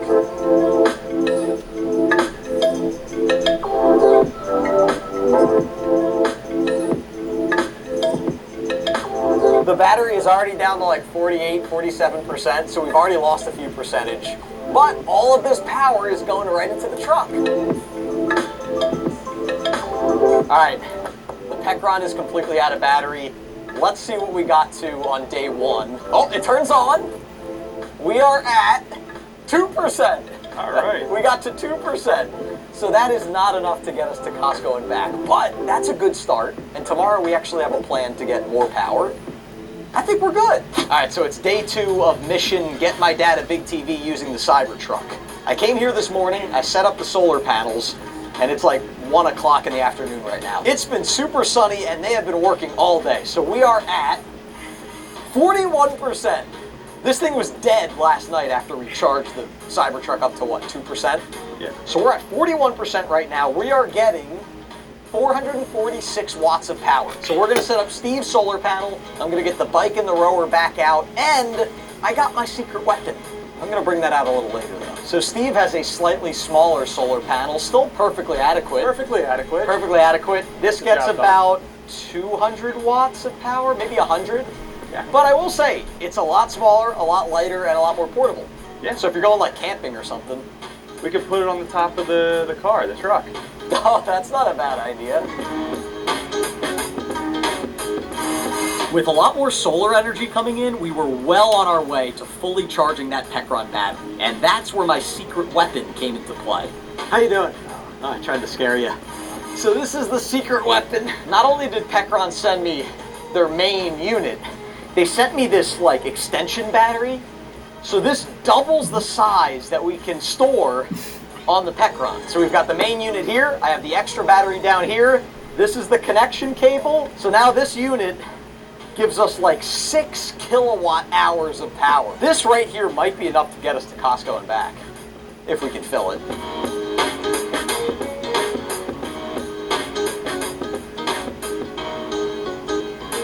Alright, it wasn't supposed to rain today. Now it's starting to rain, which means we gotta bring all this stuff inside because nothing's waterproof.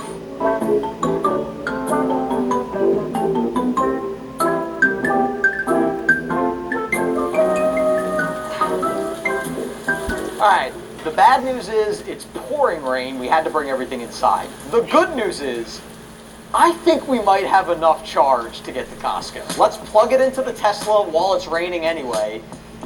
Oh, what did we say? We had to get to like 8 or 9%? Yeah, that was the goal. If we can get to 9%, I think we should be good. I think you can do it.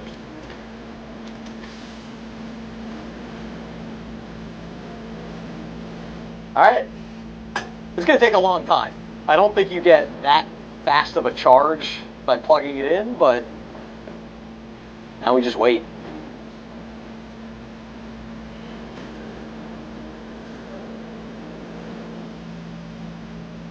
Unfortunately, this method of charging did indeed take a long time, so Steve and I had to find ways to entertain ourselves with random things we found in my parents' garage.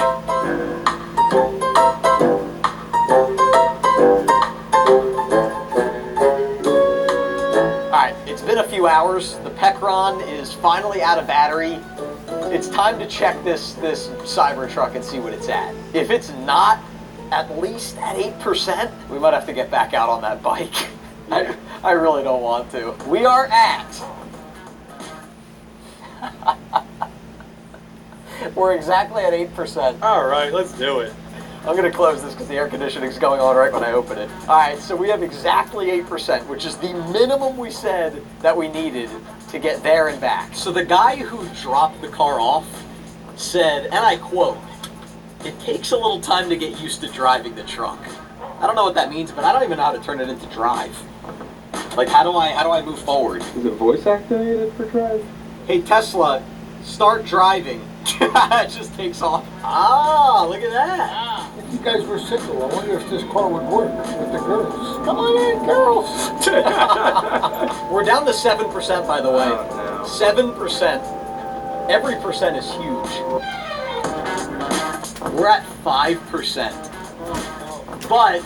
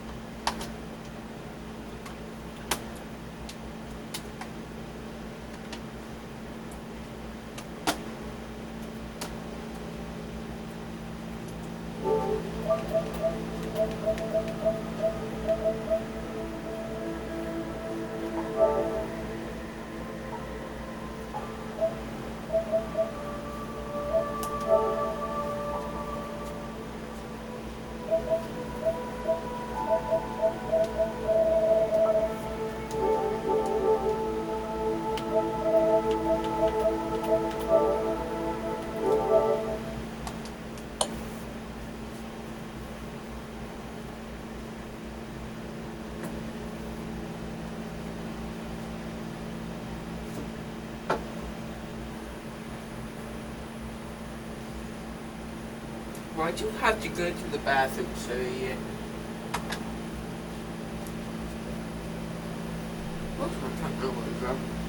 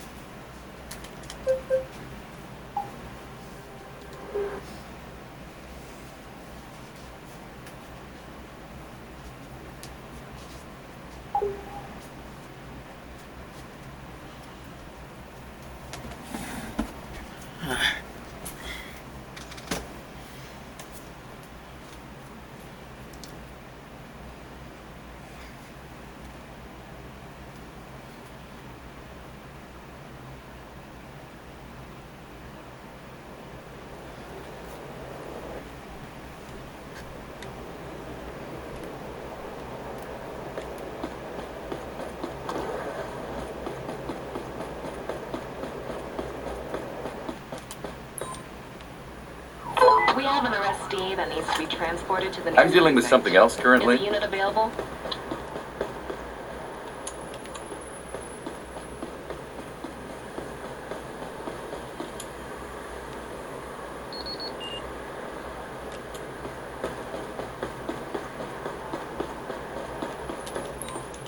I have a vehicle that needs towing. Can you send a tow truck to my current location, please? All tow trucks are on call at the moment. We'll send one to your location as soon as possible.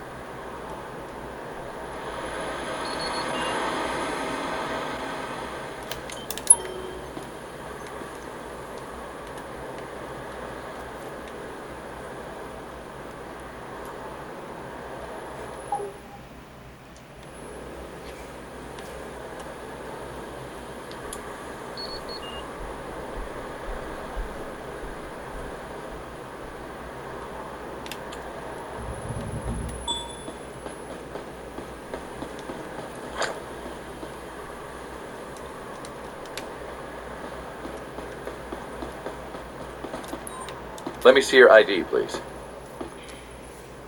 Sure, officer. Here you go.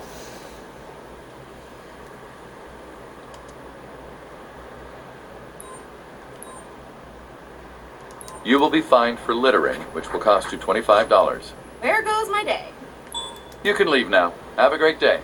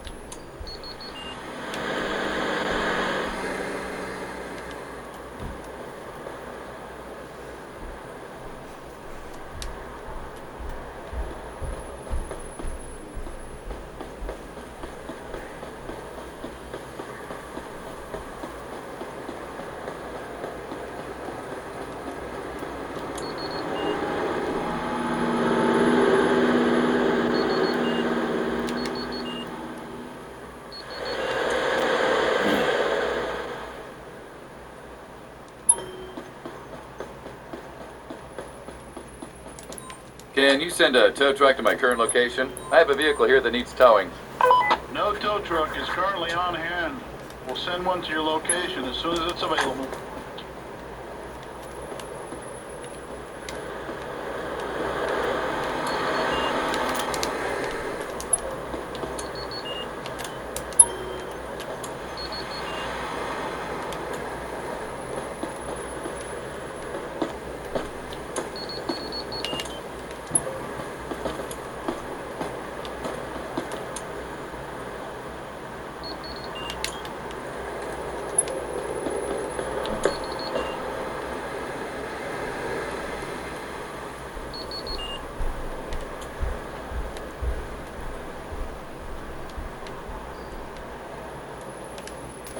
We have a traffic stop that needs to be handled. I'm currently dealing with something else.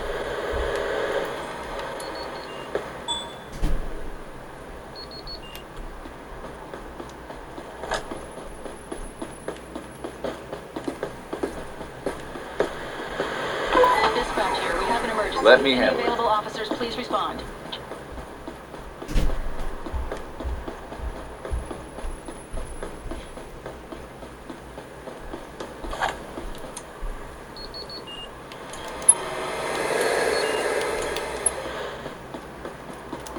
Can you send a tow truck to my current location? I have a vehicle here that needs towing. Negative. Your location is currently unreachable.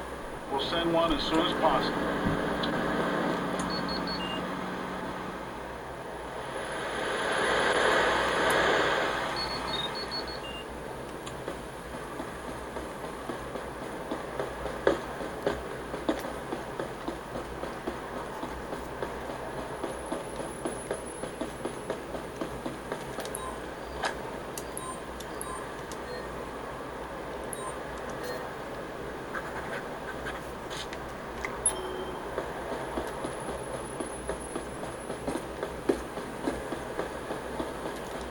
I've got a car here that needs towing. Can you send a record to my current location? That's not a location that's easy to reach. It'll take some time, but we'll take care of it in the next 24 hours.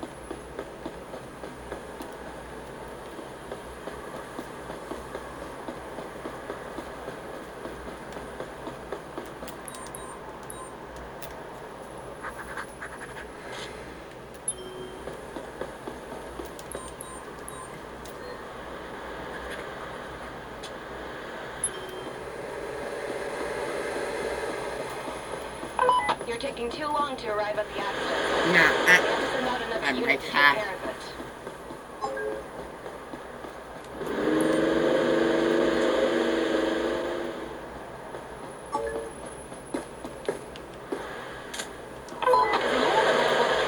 I'm deep in this case right now. Calling it a cardiac arrest, I need to perform CPR.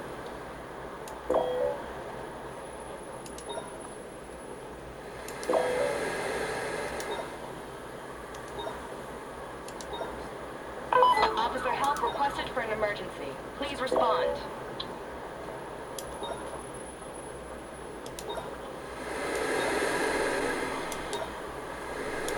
This is Patrol 4561. I'll handle the accident.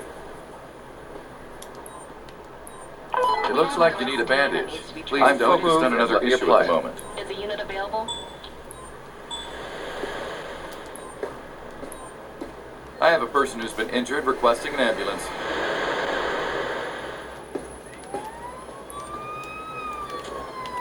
We have an emergency. Who's currently available? Sorry, not right now.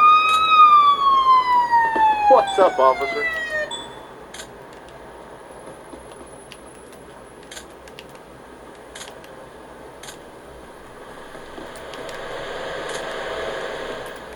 We require an officer to handle a traffic stop. I'm currently dealing with something else.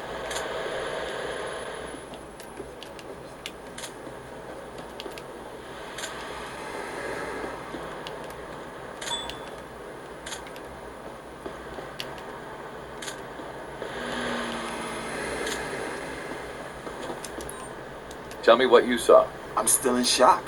I need to get my head right. Please cooperate peacefully while I take a sample to check if you're drunk.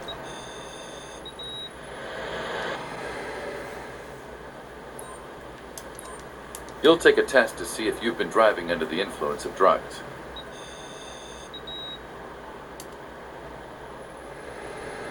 Let me have a look at your license and registration, please. Here you go, officer.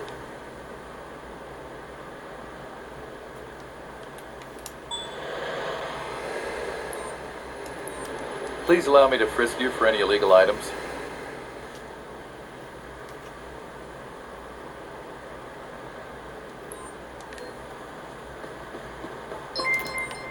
Please show me your ID and vehicle insurance. Here you go, officer.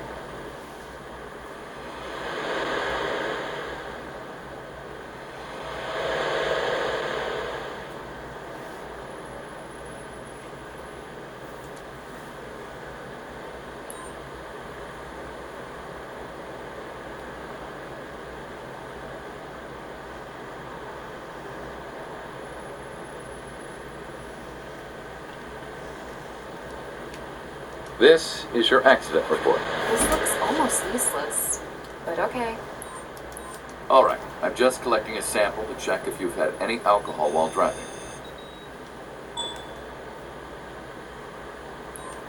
Can you tell me what you saw? I was driving normally. Please allow me to collect a sample to see if you're under the influence of any drugs.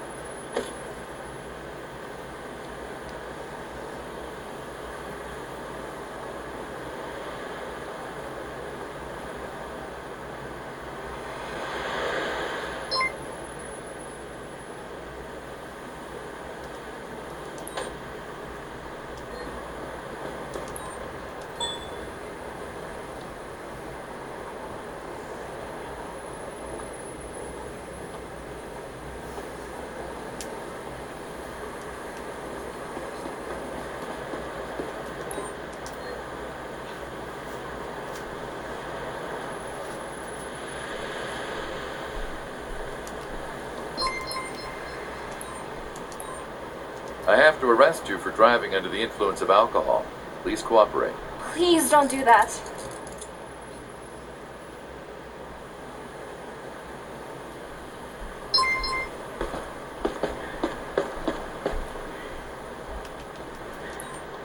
I have a car here that needs towing. Please send a tow truck to my current location. Let me know what you saw. That vehicle crossed a straight line. It's dangerous, officer.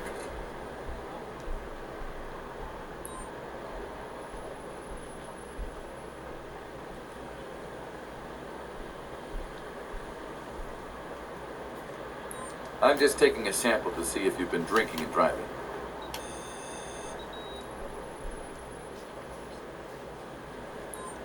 I'll take a sample to check if you've taken drugs before driving.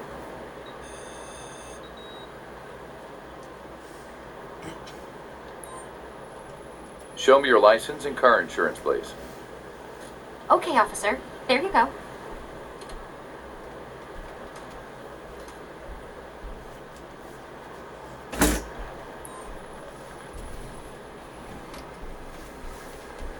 Please take your accident report. Seems fine. Thank you, officer.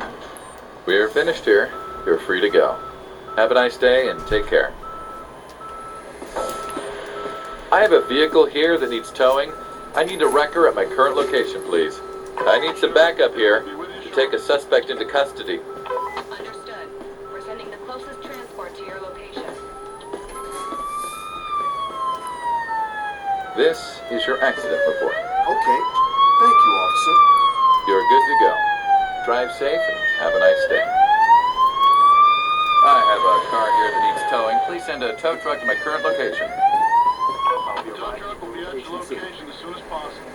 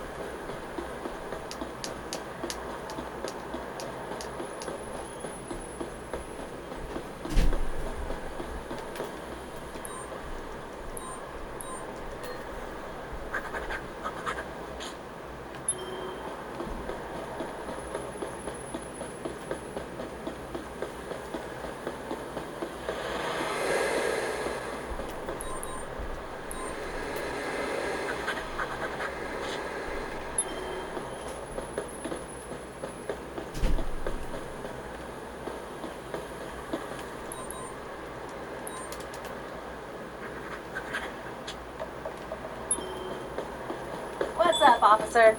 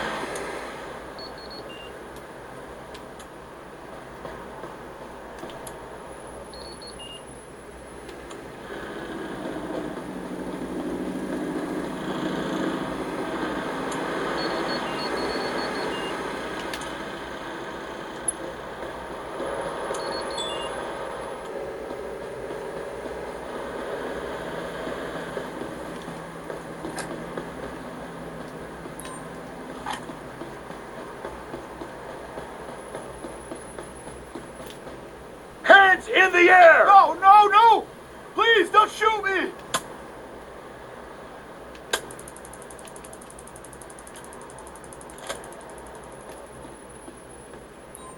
Would you show me your ID, please? Yeah, sure, officer.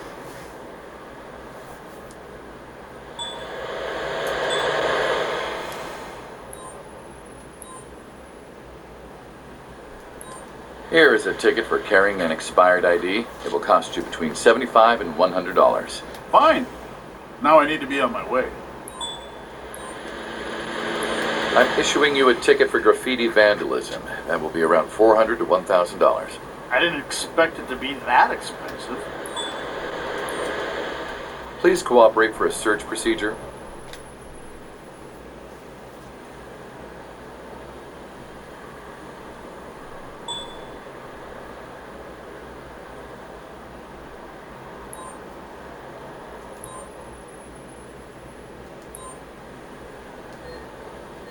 Your ID, please. Here you go, officer.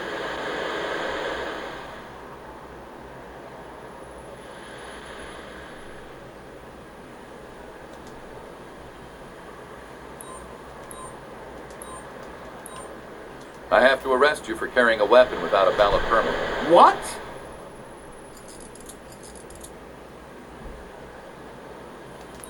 I need some backup here to take a suspect into custody. Copy that. The nearest available unit will be sent to your current location.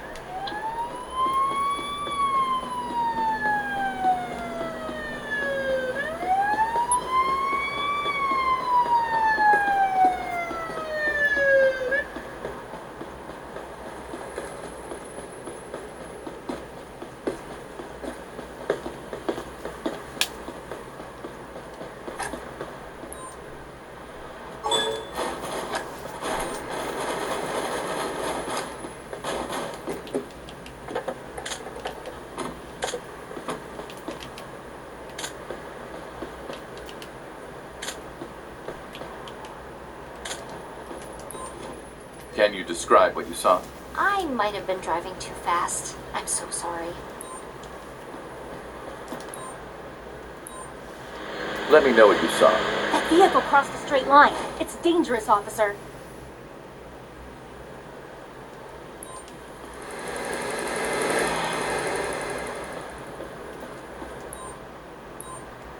I'm just taking a sample to see if you've been drinking and driving.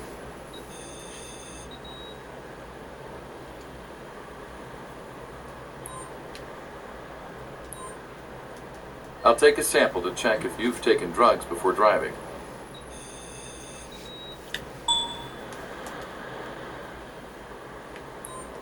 I need to see your driver's license and registration, please. Yeah, sure, officer.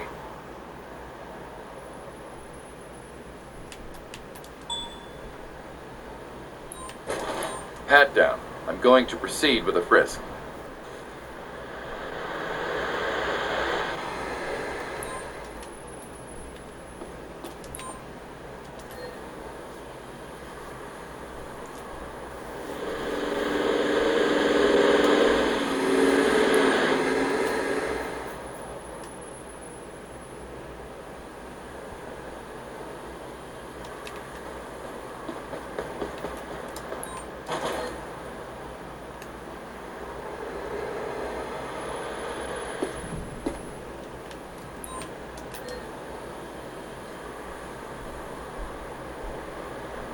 We have a situation that needs to be taken I'm care not of. Is available at anyone the moment. available?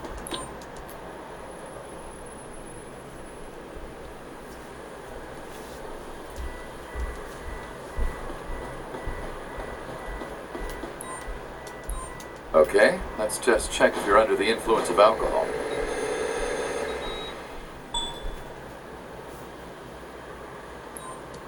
I just need to collect a sample to see if you're under the influence of any illegal substances. Please show me your ID and vehicle insurance. Here you go, officer.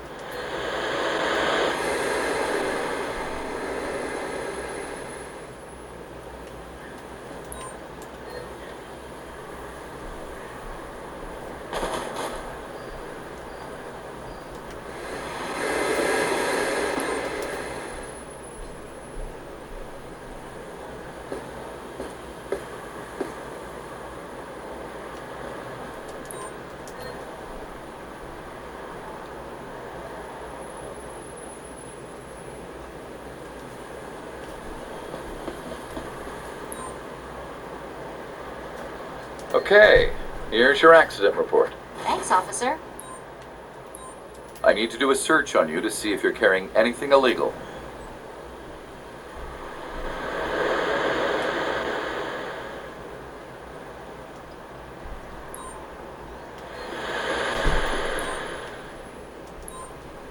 I need to do a search on you to see if you're carrying anything illegal.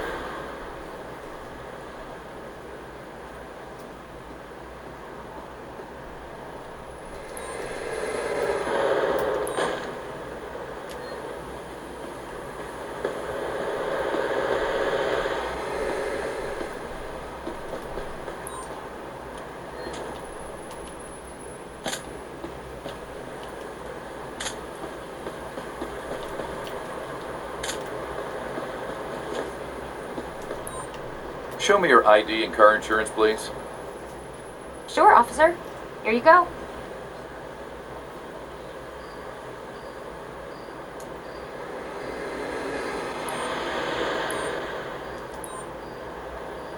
I have to arrest you for driving under the influence of alcohol.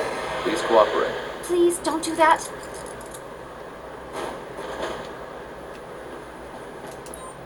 All right, here's your accident report. Some information is missing, though. No big deal. You're under arrest for driving under the influence of cannabis. Please move to the sidewalk. No, don't. Please, officer.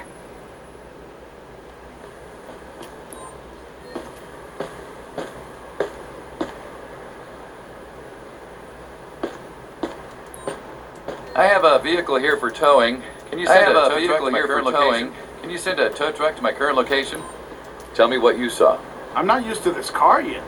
Sorry, officer.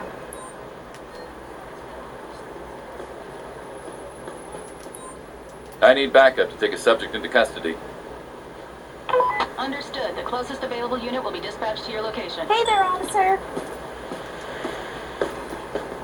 Hey there. Tell me what you saw. That person was driving left and right, all over the road. Your ID, please. Sure, officer. Here you go.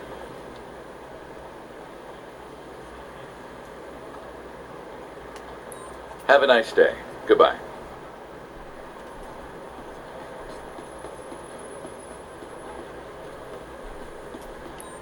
Let me see your ID and, if available, this vehicle's insurance, please. Sure, officer. Here you go.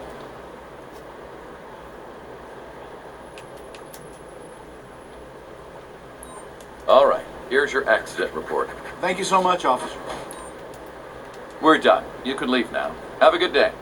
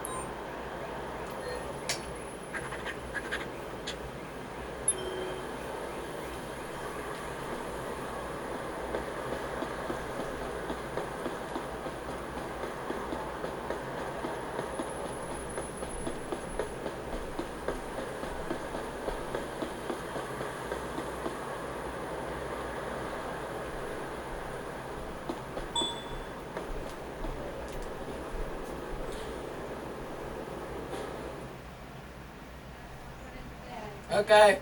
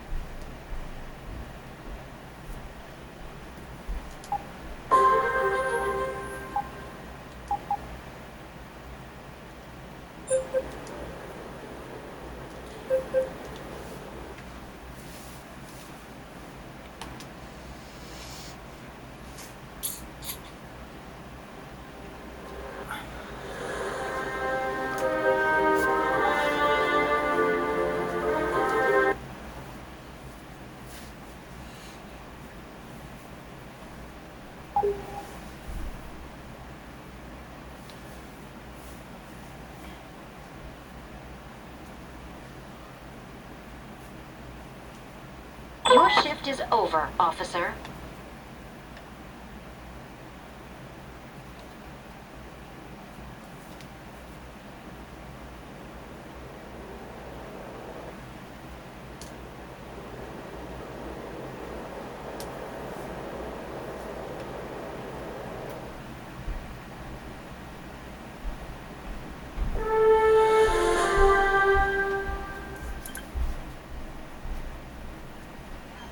Yeah?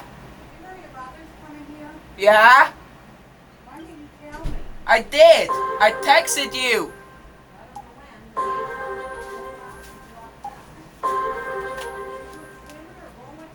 Yeah? Huh? Yeah? You're going swimming. If the Can't go swimming. if the weather cooperates. You can't go swimming. If the weather cooperates. We don't have the key and you can't go up there and wake them up. Yeah, yeah. So you can't go swimming. Yeah. You're yelling at me.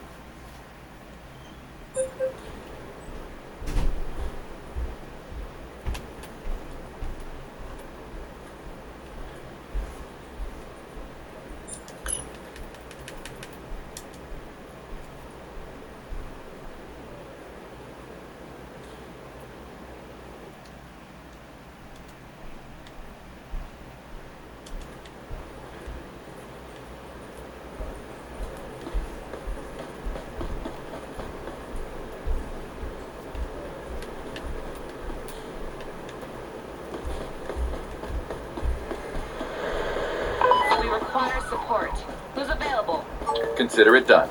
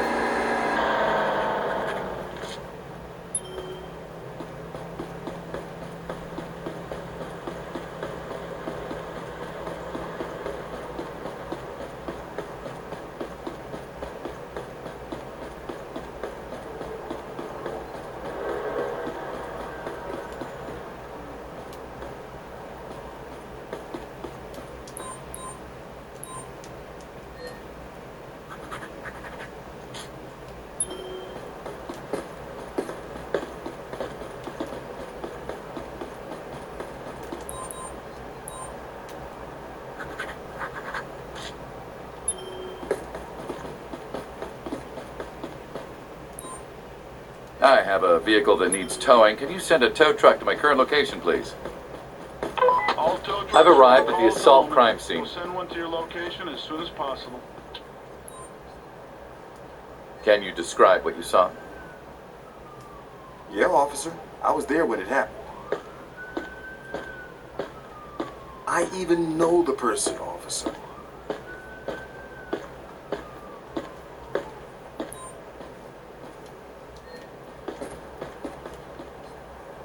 I'm available. Reached. I'll start searching for the suspect. I have someone with serious injuries here. I need to perform CPR.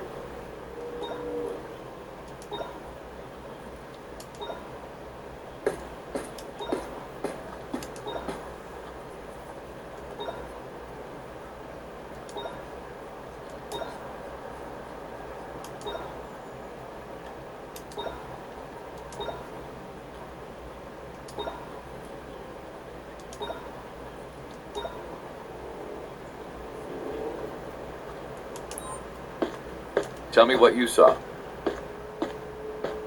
I'm sure about the hair color, officer. I've got an injured person. I need an ambulance.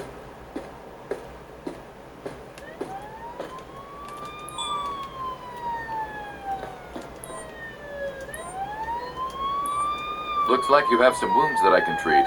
Please don't move while I apply a bandage. Let me hear what you saw. Yeah, I think I remember some of what they were wearing.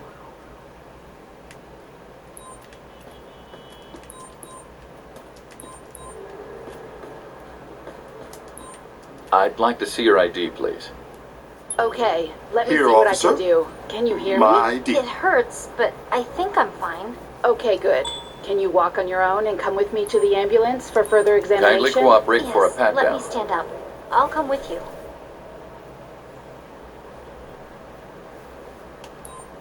Have a nice day. Goodbye.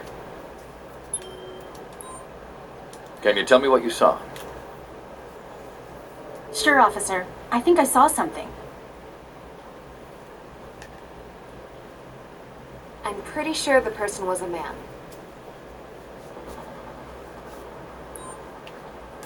Let me see your ID, please. Sure, officer. Here you go.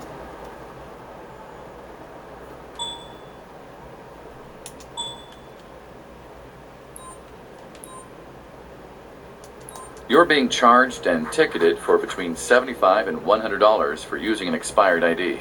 There goes my day. Let me pat you down in case you're carrying something illegal. Sorry, I'm busy with something else.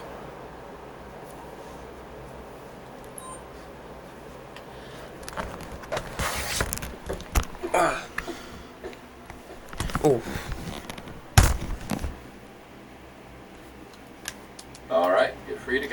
Enjoy your day.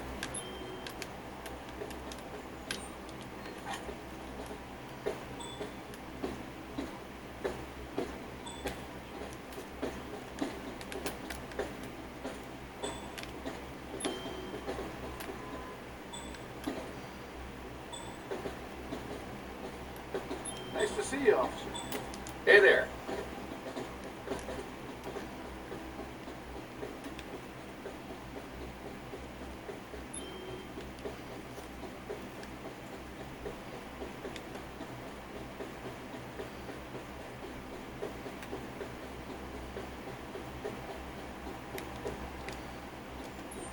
Can you send a tow truck to my current location? I have a vehicle here that needs towing.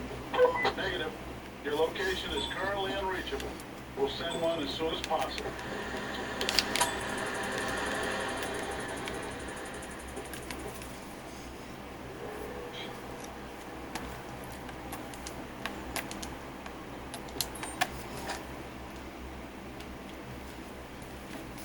I'd like to see your ID, please.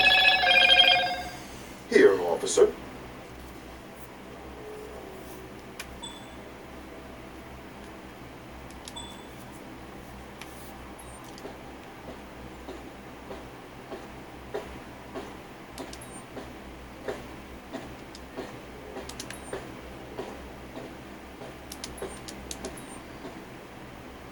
I have to arrest you for committing aggravated assault. Please move to the sidewalk. What? Very well done, officer. That could have become a dangerous situation, but you handled it well.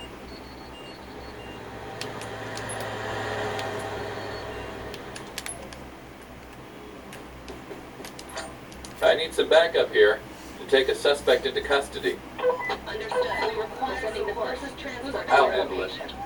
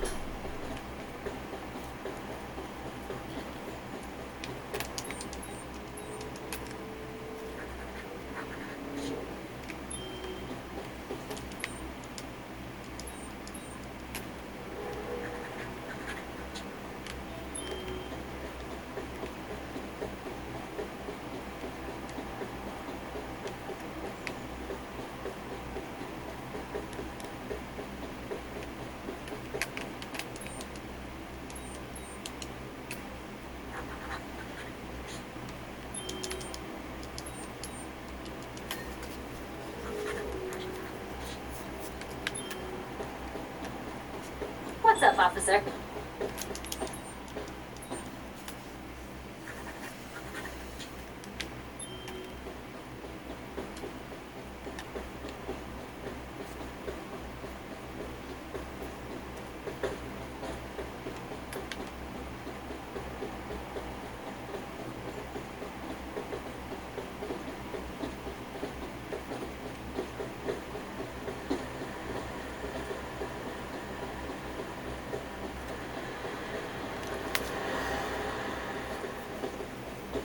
I've arrived at the robbery scene.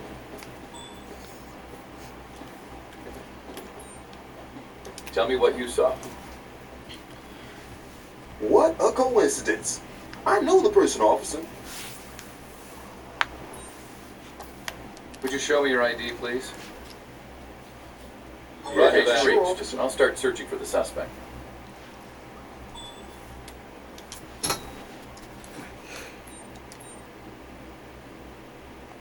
Here is a ticket for carrying an expired ID. It will cost you between $75 and $100. I didn't expect it to be that expensive. You're good to go. Bye.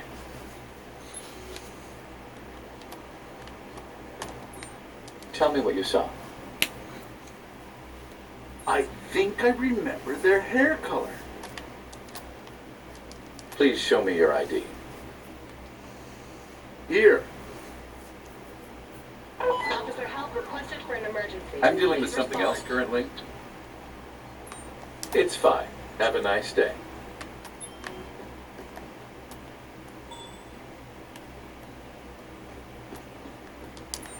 Let me see your ID, please. Sure, officer. Here you go.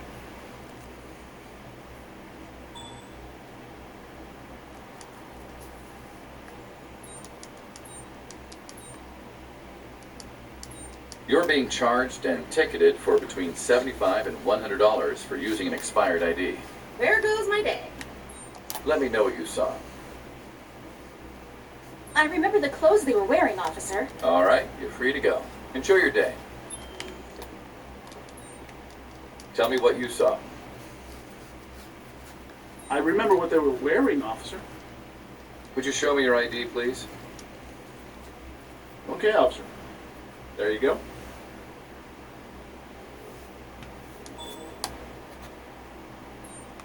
Everything's fine. You're good to go. Bye. I'd like to see your ID, please.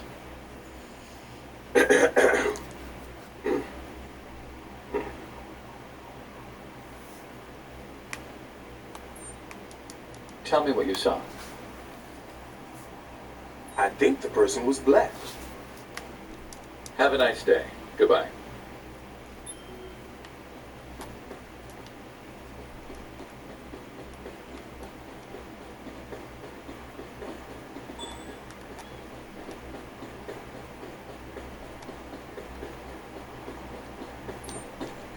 Hi, officer.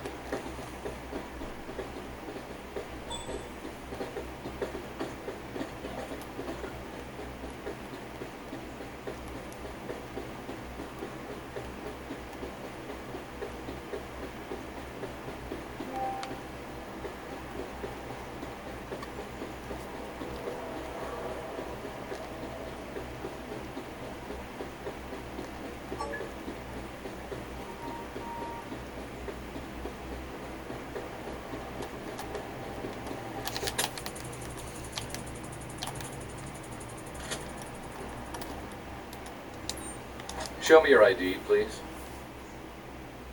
Yes, officer. Here you go.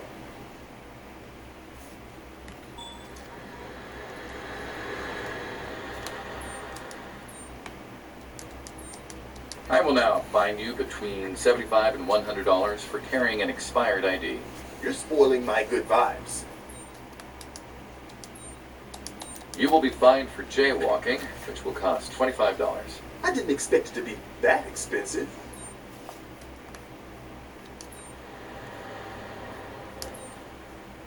I have to arrest you for larceny. Please cooperate and step to the sidewalk. I'm sorry for this.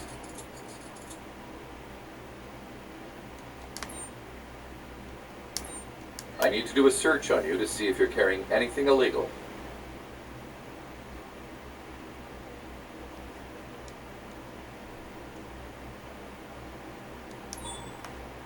Backup requested to take a suspect into custody. I repeat, backup requested. Copy that. The nearest available unit will be sent to your current location.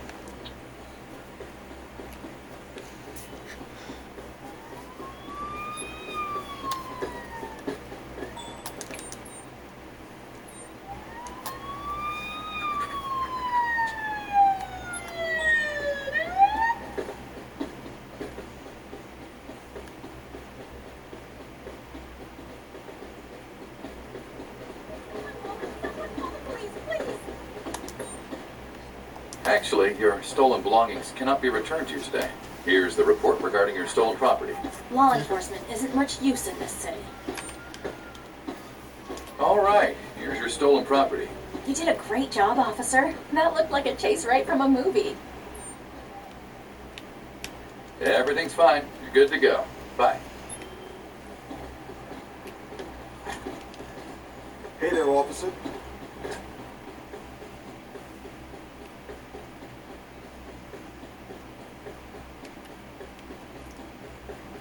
Well done, officer. We'll inform the victim that they can pick up their stolen property tomorrow at the station. That needs taking care of. I'm taking care of another issue at the moment.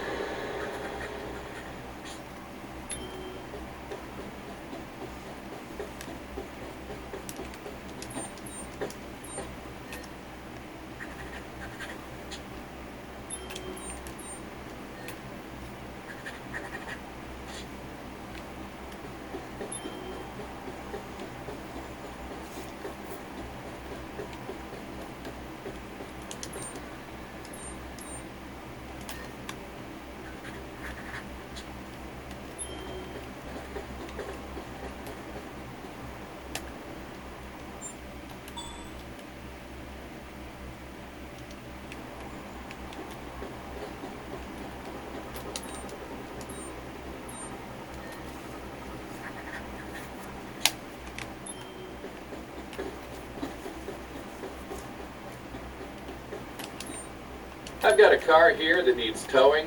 Can you send a record of my current location? There's a traffic jam in your vicinity. Tow truck will be sent to your location as soon as the route is clear. I've got a car here that needs towing. Can you send a record of my current location? All tow trucks are on call at the moment. We'll send one to your location as soon as possible.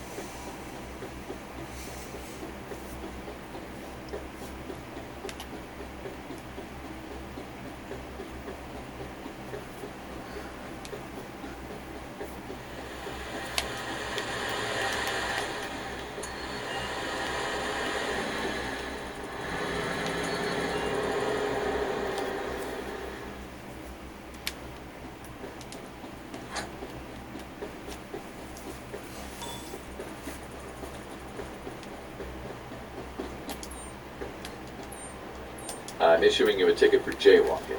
It should be about $25. You ruined my day. Let me see your ID, please. Sure, officer. Here you go.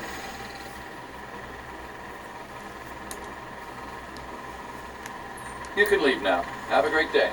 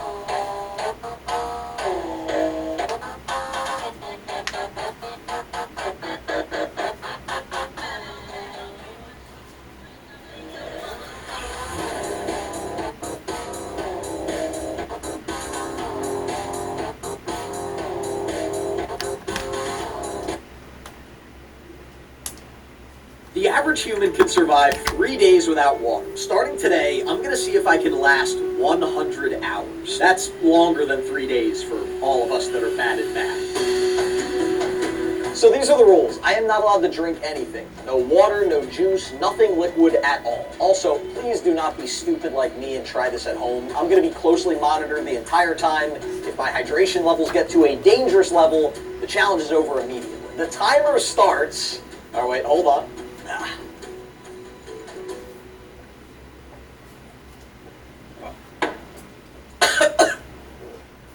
Timer starts... Now, so this is my plan to survive the next 100 hours. I've been researching foods that are very high in water. So things like cucumbers, 96% water. Iceberg lettuce, 96% water. We've got celery and radishes are 95% water. It's a lot of vegetables. Yeah. So I'm thinking we go to the grocery store, we buy a bunch of these foods, cucumbers, lettuce, celery, radish, tomatoes, apples. Peanut butter. No, peanut butter's very bad. We're going to be monitoring my hydration levels using the, move over a little bit, let's make some room, the pee-o-meter.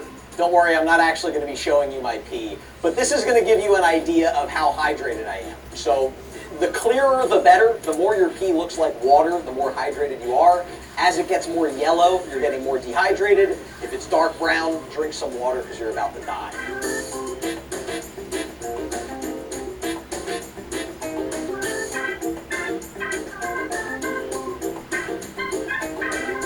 That is definitely cheating. That's for me. Oh. Alright. We are back from the grocery store. I'm allowed to eat other foods too, but these are going to be the ones that help hydrate me. I'm not very thirsty right now. I chugged that big thing of water. But I think we should start...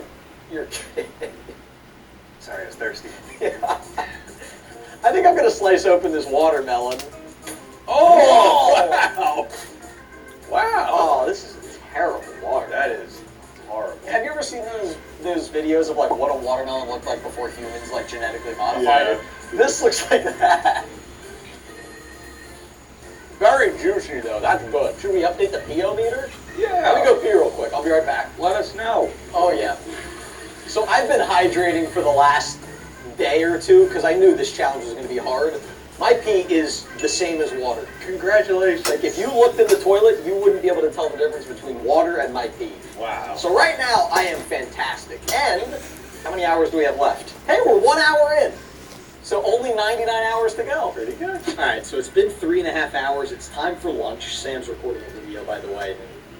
Yeah, you can hear her. My neighbors must think we're crazy. I'm screaming in one room, Sam's screaming in another. But anyway, my pee, still great. It's still as clear as water. I'm going to have a peanut butter and jelly sandwich. Now, that's not the greatest meal to hydrate myself, but I'm also going to have, I think I'm going to have an orange, maybe some grapes, and maybe the cucumber. So here we go. We got the peanut butter and jelly. That's not very good, but we have oranges and cucumbers. Those are very good, so I'm hoping between all three of these, I don't know. I don't think I'm going to rehydrate with this meal, but hopefully I'll kind of stay where I am. So I ate the peanut butter and jelly sandwich first. My mouth was all dry. Then I went to the orange and the cucumbers. Now I feel a lot better. The only problem is a raw, uncooked, unseasoned cucumber. It's not very good. The orange is great though. It's been a little over 7 hours since I started this challenge, and this is the first time that I feel a little bit thirsty. Also, this is the pee-o-meter. You can see it's very faintly yellow, so I'm still fine, but I am starting to feel the effects of the challenge. I think I'm gonna cut open a little bit more of that watermelon. So far, that's been the food that's given me the most thirst-quenching feeling. I'm starting to realize right now that this is going to be a really, really hard challenge. For the first, 5 or 6 hours, I thought this was going to be so easy. This was a good call. This was a very good call. Oh, alright, that really hits the spot. I'm kind of surprised. The internet said the cucumber was the highest food with water content. This feels like it has so much more water than the cucumber. I don't know. Maybe this is mixed with other things, but I mean, just look at this thing. I don't want to waste it, but if I squeeze it, I mean, look at the amount of water that comes off of this thing. This is way better than the cucumber. This is where the challenge is going to get even harder, so holding the Roxy. So here's Sam. She does not like when I do these food challenges because normally it ruins dinner for her. Yes. Here's the good news. I'm allowed to eat whatever I want. I'm just not allowed to drink water. What is on the menu for dinner tonight? We're having chicken with brown rice and tomatoes. Tomatoes are good. Good. Tomatoes are very high in water. The chicken is kind of and the rice is going to be terrible. But I'm going to try to eat this meal. I'm craving real food. Alright, my first real meal of the day. I got all these tomatoes. So these are like little water balls. I don't know. Well, these tomatoes have a ton of water in them. And these are not cooked, so it didn't cook off any of the moisture. That's very liquidy. The rice is the problem. The rice is great. Is it good? I gotta try it. That's really good. I haven't had anything dry all day. Oh. This dinner did make me very, very thirsty. So I'm eating the...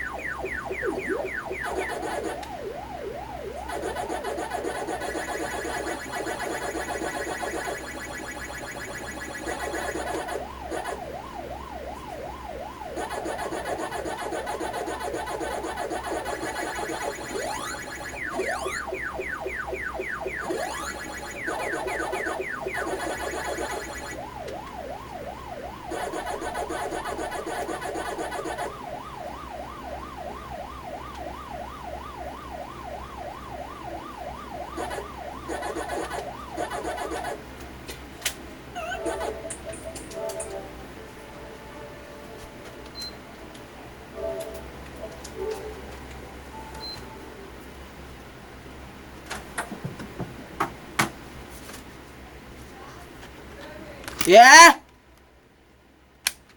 Yeah?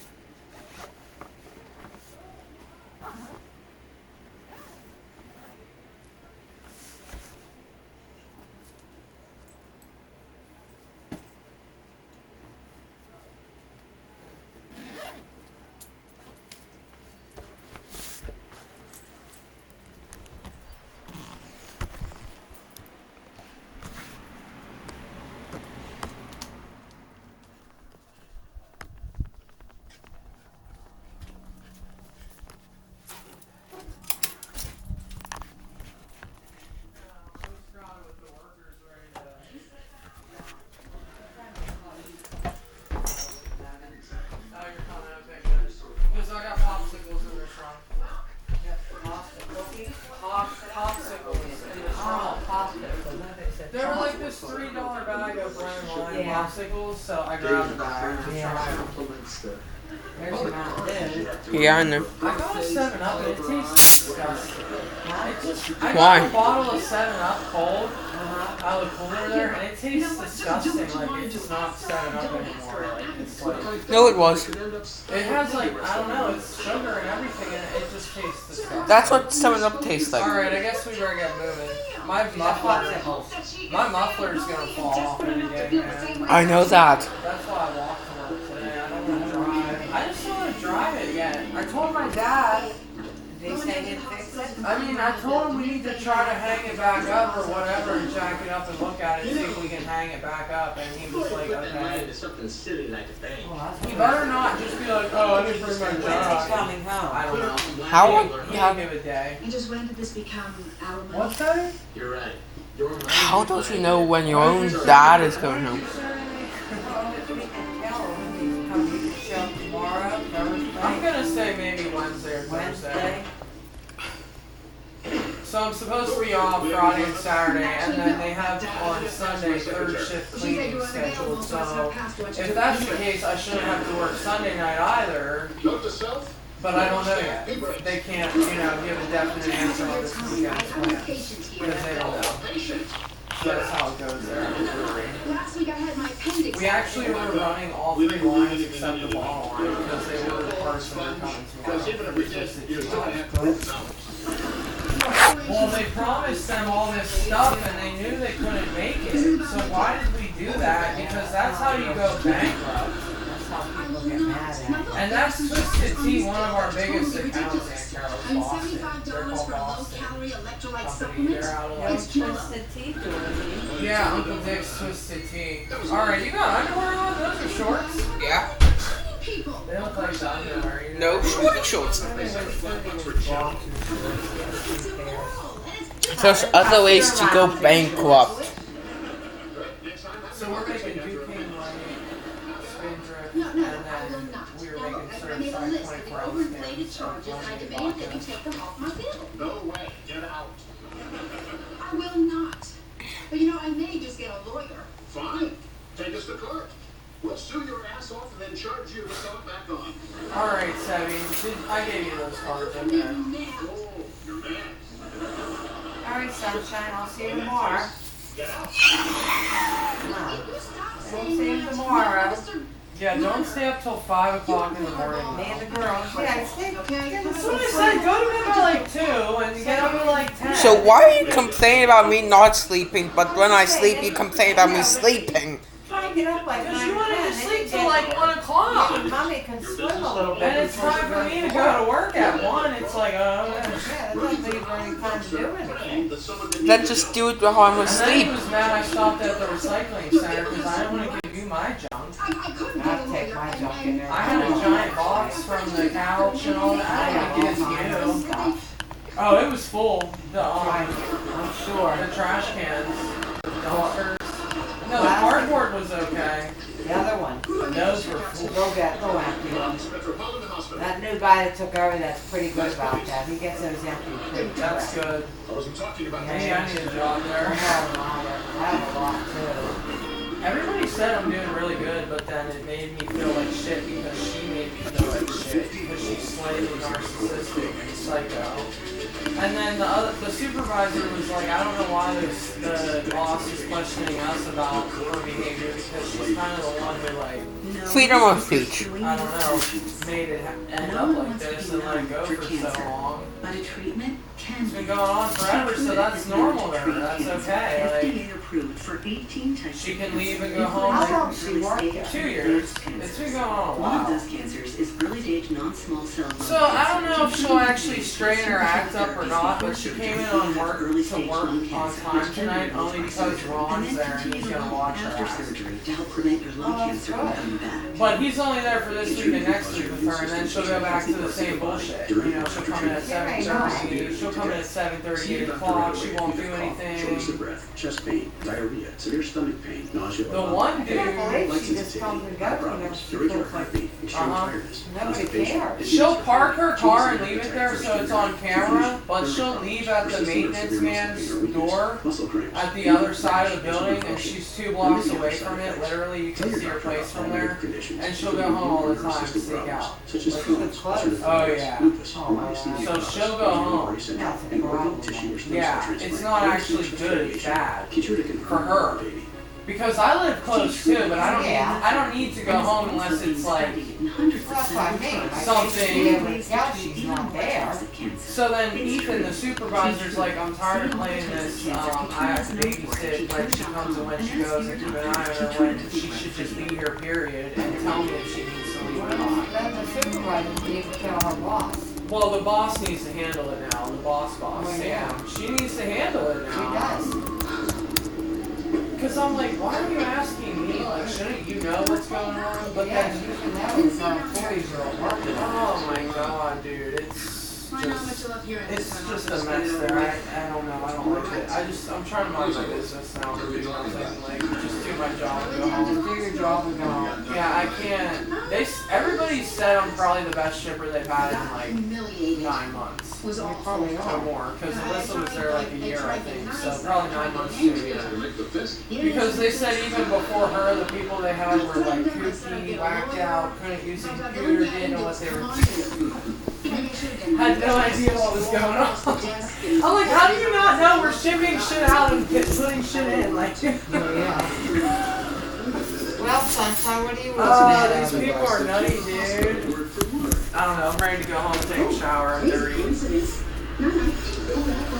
see you tomorrow. Tell Dorothy and Rika good night. Tell little Rika good night. Okay, don't rub her head bald. Huh? Hey, don't rub my head bald, Sebastian.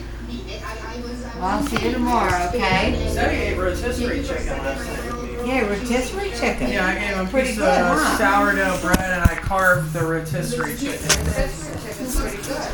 Bella ate some too, actually. She was begging. She's sleeping on top of the onesie because I flipped it sideways, so it's up and down. Vertical. That's what he said. And she's sleeping up on it. Yeah. And she's still scratching it up. It's crazy, Dorothy. You should see her. Cats are wild, dude. I need Bella to calm down like Dorothy. Alright, I don't feel like moving, dude. My feet. I'm trying to walk. Have a good night. Rika. Stay back there. Probably not. We can out here running like a nutball. Oh, shoot. Alright, just lock the gate. The deer's out there. Is it? Yeah. Let me see, I can't tell. Wait, its head's down. It looks pretty big though. It's definitely an adult one. That's one out there with horns. It might be the female. I'm trying to see the It tail. might be the mother. She had her babies up here a little bit ago. Okay. I think she takes them down, gets them settled, and then comes back. She had two little ones out there. Yeah, that might be the mom. She probably took them down. Everything. Most patients achieve remission. Go in the woods right below in the back there's a little place to see where they go in at. I think she gets them settled and then comes back out. Huh, she can't eat with her. She had her little babies running around everywhere. She's gonna watch them. Leaving you, Dorothy. Huh. Well, good night. Rika, you want to come out? Yeah, I see her. She's just chilling. Yeah, she's back there. She was eating some pepperonis. Come out, make some laps. Huh? That's right here. She's running around here at nighttime. Oh, man. What? Huh? She has anxiety. No. Alright, I guess we'll get moving. Alright, sunshine. I'll see you Yeah. tomorrow. Okay, we're gonna scare the deer, maybe. You got your phone and your computer. My phone? What is it? I don't know. Well, I don't know. You don't know if you have your stuff? I do, but where's my phone? I don't know where your phone Go look.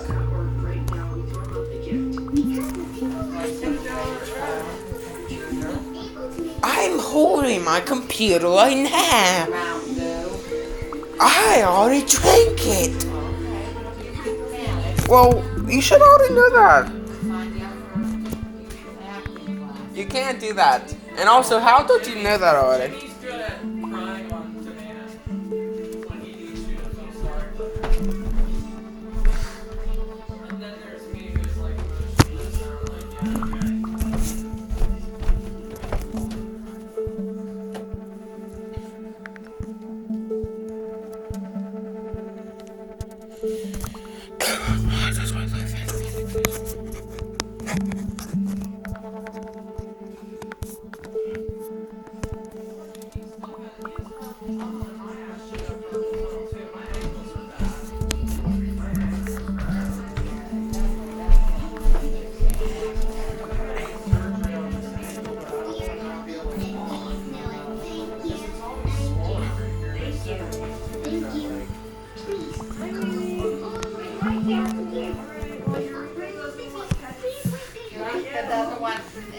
near her today.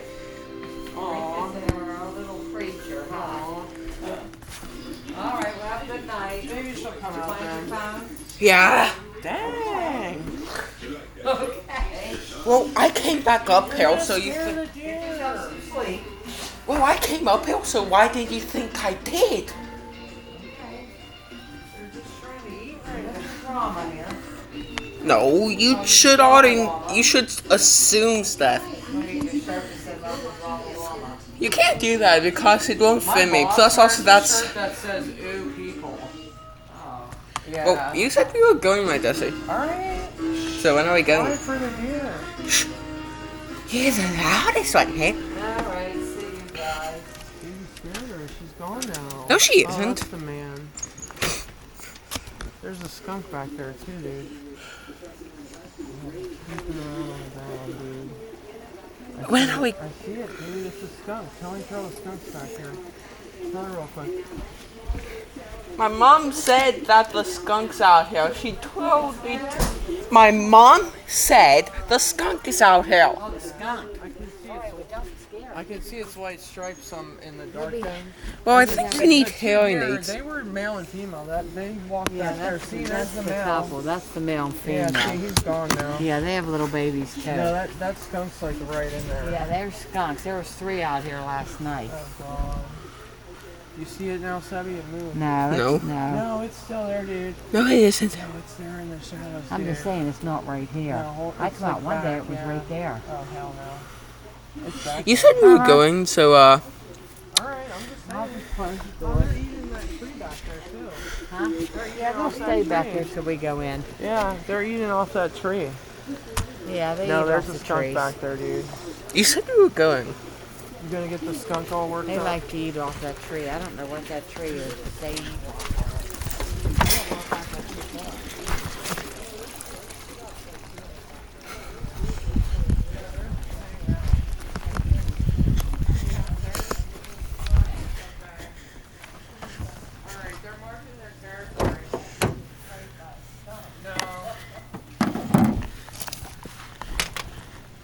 You just have to move that stuff a little bit, push it a little bit over.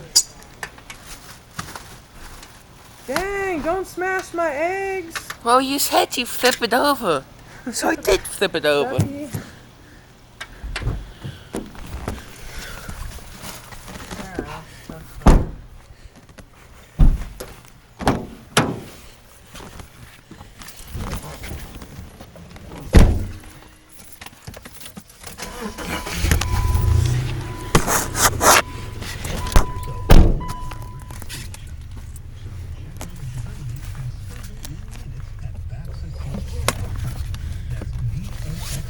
What do you see on the trail cams?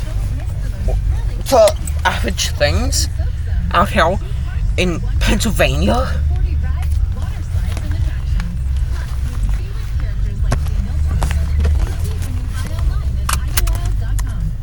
North Shore Tavern's Edgar Steiner special of the month is a 16 to 18 ounce 30-day dry-aged Angus cowboy ribeye. Enjoy a delicious meal. I didn't mean to send that kissy Are you sure that For millions of kids, school isn't just a place of learning. It's where they can depend on access to healthy food. When school's out for the summer months, many of those meals disappear. But there is a solution. Across the country, there are programs. Hold on, Sebby.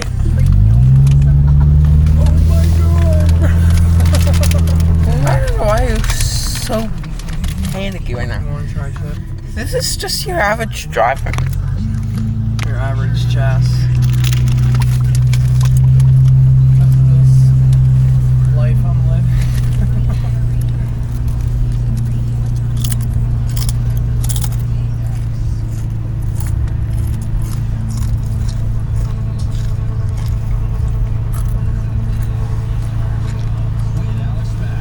Kicking off the week with a full hour of new music releases. I feel like that's a great way to start off the week, especially when we're like looking at July just around the corner, which means even more new music releases. But tonight we're gonna get into like 21 Pilots, the new Globally Young. I got you Turnstile, Blue October, some Somber, Youngblood. Youngblood just dropped his album. It's amazing. We're gonna talk about that. But I also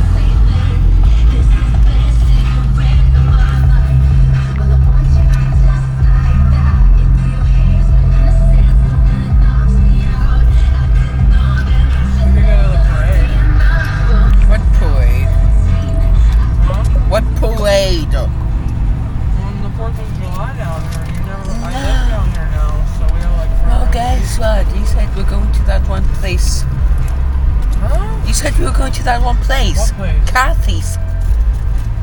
There. The parade's in the morning. Yeah, does it look like our outfits in the morning though? Wow, you're in that attitude. No, I just don't want to go.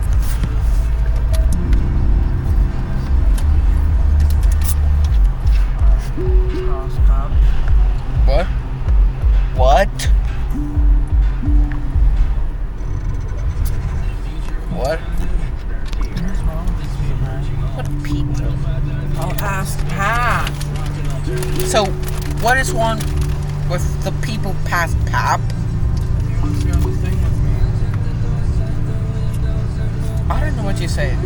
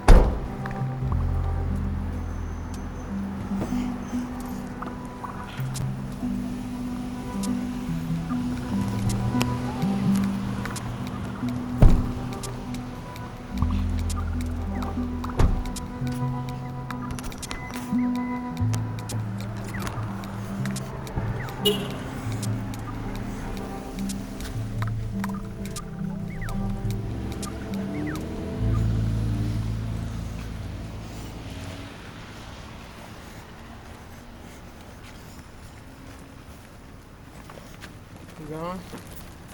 Why do you have the computer Well, out, dude? because I can't. I need help. Yeah, but I'm carrying stuff. You could have put it in the bag. Yeah, but I can't right now.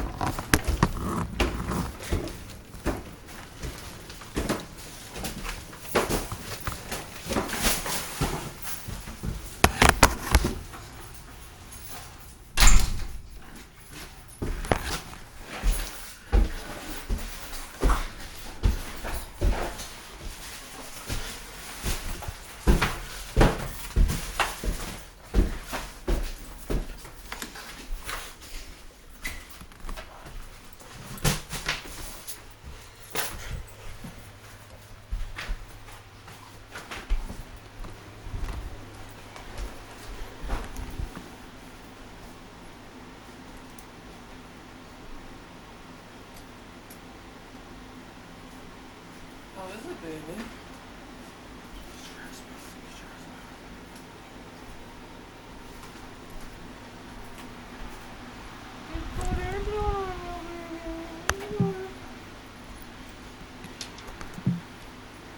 Couch is nice, I think. Wish there was another piece to make it the whole way along the room. But I think I'll get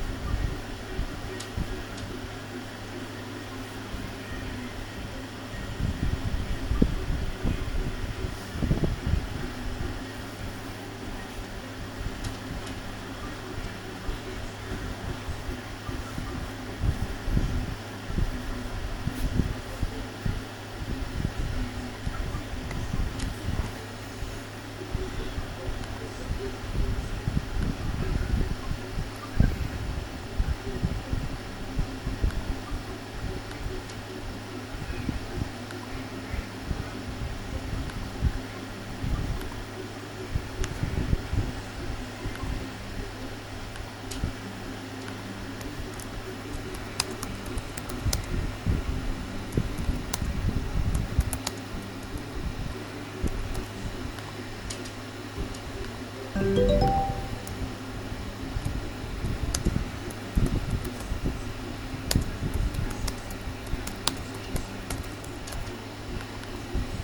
that's going to be the end of this tutorial, and bye.